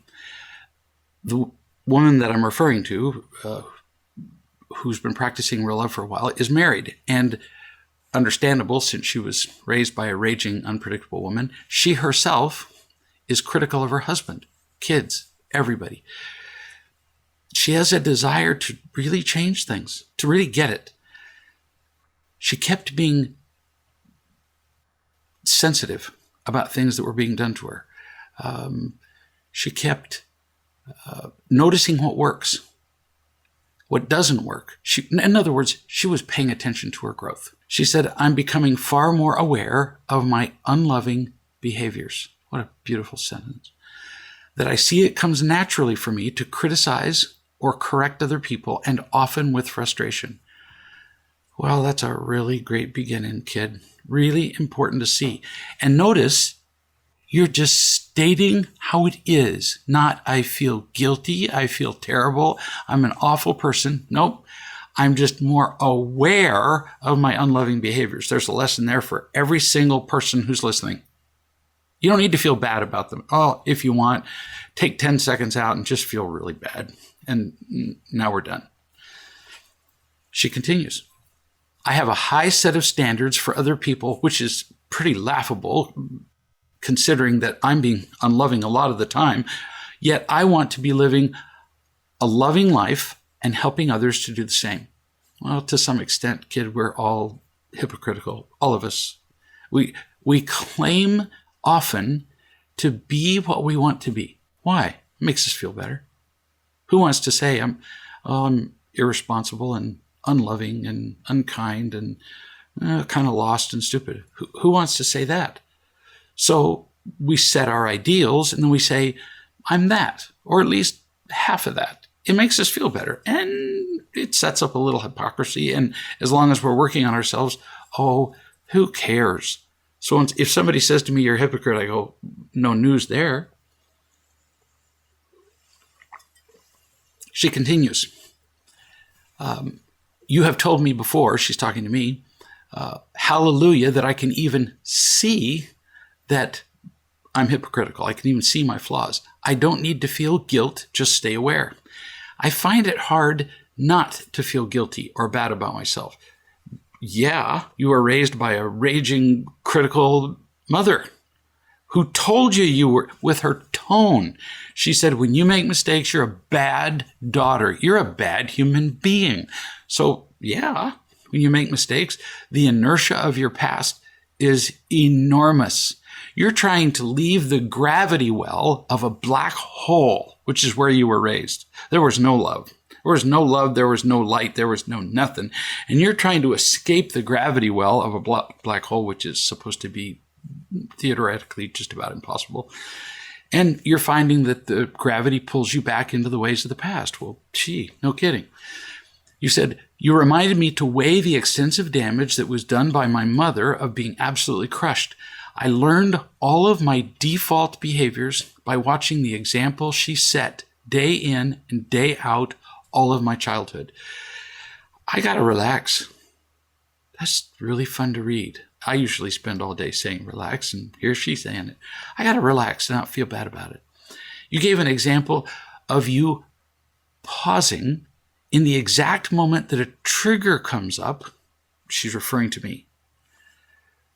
Because I gave her an example of where something triggered something from the past, and I just stopped. Just stopped. Didn't try to be loving, just stopped and went, wait. The trigger would, for me, if I'm triggered, it would be to be defensive, possibly to cut people's heads off. And I just went, just stop. I don't need to be a genius. I don't need to be loving. I don't need to analyze it. Just shut up for a minute. And it passed. The trigger just went away. And she's saying, I remember that she gave that example. It's possible, she says, in moments with an initial pause. All I got to do is pause. You taught me that, and I've been practicing that. Sometimes the trigger or that initial reflexive feeling will just pass without me making an unloving jab at somebody and damaging somebody. Oh, bless your heart. It really does work. There are times that somebody inconveniences me. They say something. unkind, I just shut your mouth. I may even sometimes compose an unkind email in my head. I'm glad I don't write them all out. And it goes away. I have a great number of unsent emails in my head. I can always pick it up later if it matters. But the initial emotional spark that I feel, the heightened emotion, when you go from 0 to 60, like that, that's almost never a rational response. You can kind of write that down. That heightened reaction is a trigger. It's from the past. And if the reaction to the event is out of proportion to the event itself, if you're afraid and you run because there's a forest fire and your hair is starting to singe, keep running. But if your reaction is out of proportion to the event, like you're getting angry because somebody cut you off in traffic, which I saw today, then pause, just stop. And it'll either pass or you're going to see what it was. You're going to see that it was related to the past. She continues, it's a big celebration that I didn't criticize or get angry at my husband for 1.5 weeks, 10 whole days. So I've learned it's possible. Well, yeah, I'd say you're pretty much a bloody genius. You say major triggers are much harder, but it just takes more practice. She needs to write a book. Yeah, practice without guilt. Guilt just slows down the practice. Now you're absorbed in the guilt and you don't learn anything. You continue. I explained about my relentless need to defend and attack and that I get so easily triggered and hurt and offended. But this is just past pain. I need to practice the pause that you told me about, which can give me time not to react from past pain. Do whatever it takes to pause, remove myself, hit myself over the head with a pan, just anything to zip my mouth or stop any past pain reaction that will cause damage in the present. I don't know why I'm talking here on the video chat. She's doing absolutely everything for me. She says, if I can take myself away with the past pain I'm feeling and get humble enough to just let it go or to hand it to God or whatever you believe in, God can help me heal my pain, but not if I'm not humble and willing. Give it up and show the commitment by doing something different, like not open my mouth or run off with my ego's first suggestion. I might pray the following. If you don't pray, meditate. I don't care. But she says, I might pray the following. Lord, take this from me. I'm willing to give up. Listen to this sacrifice. People talk about making sacrifices, and they don't identify sacrifices that are useful. I'll cut off my leg. No, not useful. You make your own, but listen to hers. I'm willing to give up the benefits that I think I get from my immediate reaction to pain, like controlling people, like anger, like power, like getting them back, which are actually hurting me and other people. I'm willing to give up my supposed benefits, like the illusion of safety. No, I just want to be humble and sit at your feet like a child and shut my mouth and hand it to you. Help me. Now, this particular, end quote, this particular woman is talking to God. You can talk to whoever you want to.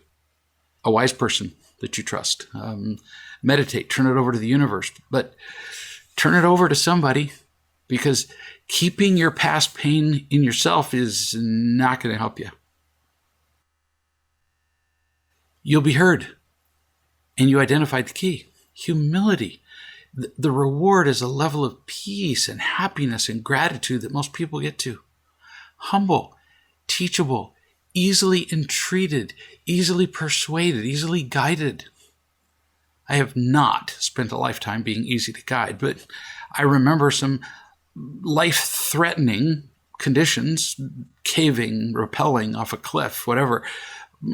I got humble really quick and listened to the instruction of the other person who knew more than I did. She continues, or you continue. I can remember the incident on the bus when my husband and I were in a text conversation that was triggering, and I got this still small voice.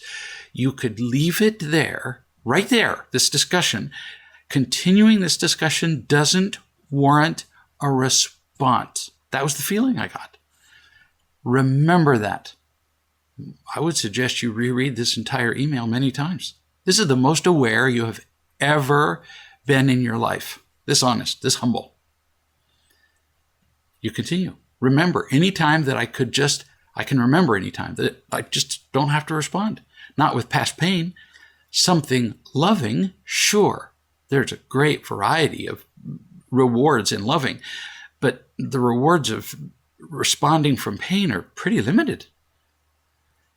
But if I can't respond with loving, I just remove myself, resist the ego.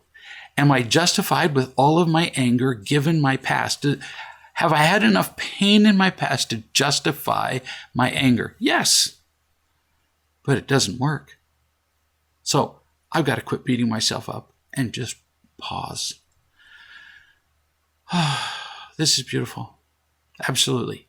If we all did what she said in just this one email, which has taken her years to get to, it would change everything. You can't avoid being triggered by past pain. You can't. It's hiding there in little nooks and crannies and crevices and in little cracks and in little pus pockets, actually, in your body that you don't even know are there. And then some current event reaches out and just pokes that wound or that boil or that tumor or that whatever. And we feel pain and we go to react. She's recommending, so am I. You can feel the pain. You can feel the trigger. Shut up. Don't respond. Don't extend your middle finger toward the guy who just cut you off in traffic. Just, wow, he must really be in a hurry. There. I just changed my judgment, which changes my feeling, which changes the way I respond. Like that. After the initial trigger. You can't control that, but you can control your next thought, and you can certainly control your behavior that follows along with your feelings. This young woman in the clip was utterly miserable from birth. She changed the events in her life. She found loving events, changed her judgments, then feelings, then reactions. We can stop those. We can stop the old reactions so that we can remember new events and new judgments. If she can do it again, so can you. Happiness isn't just for other people. So what do we learn in this chapter? It's unavoidable that our children suffer as we parent without real love. Our inability to parent with real love is not our fault. So guilt, forbidden. But it is, even though it's not our fault, it is our responsibility to change what we do now with what we learn. We can learn to understand the meaning of our children's behavior, and as we see their pain, our impatience and anger transform into compassion. We learn that the lack of love leads to pain, which demonstrates as emptiness and fear, and then follow all the getting and protecting behaviors which combine to explain all of our children's behaviors. Anger, whining, arguing, cutting, addictions, blah, blah, blah. Children use getting and protecting behaviors to find the imitation love that replaces real love. We learned that by finding real love and changing the judgments in our lives, we can eliminate, not just decrease, eliminate the getting and protecting behaviors that plague us and our children. And we used several real-life examples of people in pain to illustrate all of this. Children all over the world are dying, emotionally and physically, and we're not identifying the real cause. almost nobody is doing anything, especially the parents. This is so common that nobody notices that something's wrong until there's an actual suicide or murder or runaway or cutting or school shooting. Oh, then we notice, then it makes the paper.